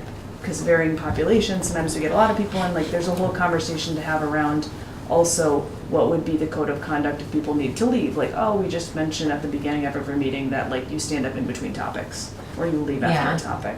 I don't know if people would necessarily be interested in sitting at the table every time that they come to a meeting, but I do think that the situation at EES is really awkward. Yeah. At the other schools, there's just so much more room that it's not as much of an issue, but And the I wonder tables if there's take up something so different much we could space. do at that space, just to We make it haven't usually more- had people there, but Yeah. yeah, let's Yeah. take that up. But even when we have people there that are just like from EES telling us about their school, the same awkward situation is Yeah. the case. I would say just discussing it overall though, because it might be the case in other places too. Yeah. I mean, As at the far as, other like, schools, I mean, there's I've been no- in the audience before, Yeah. and I wouldn't say I feel Well, like do you it's want super to collaborative. include that on the agenda I for think another so. meeting I to think talk that'd be about? Our next meeting is going to be held where on May 8th? It's at EES. I wonder if Oh, no, that- wait, no, it No. was moved to. The library, isn't it? Oh, it's the library. No. Or it was some other place? No, it's at Oak Grove Gym Oh, okay, Yeah. because we're talking about the use of reserve funds. okay, oh, correct. Why is this not there? Grove Gym on May 8th. On May 8th, yeah, and the other thing, administrative reports and use of reserve fund, and we're gonna hear about Destination Imagination too. Yep, and the BMC. So, Yeah, the EES after-school programming is related EES to the MC. table, Yep. I'm just gonna write that down and get that on too. I thought you were asking about the meetings, just of of this board. And I had asked Christina to to have them set up the chairs, and at least for the first part of the meeting, for the conversation about values and stuff, to put the chairs in a horseshoe with, so with extras in the back if necessary for people to sit. You mean for the merged board? Yeah, Yeah, nice. for next Wednesday. Thank you. So do we need a motion to adjourn here? We do Can I make a motion that we adjourn? at 10:02. 10:00 something. 10:02, and a second. I'll give it to Yes, Emily may because take Kim it. already had it. Emily may Seconded take by it. Emily, all in favor? Aye. Aye. Aye.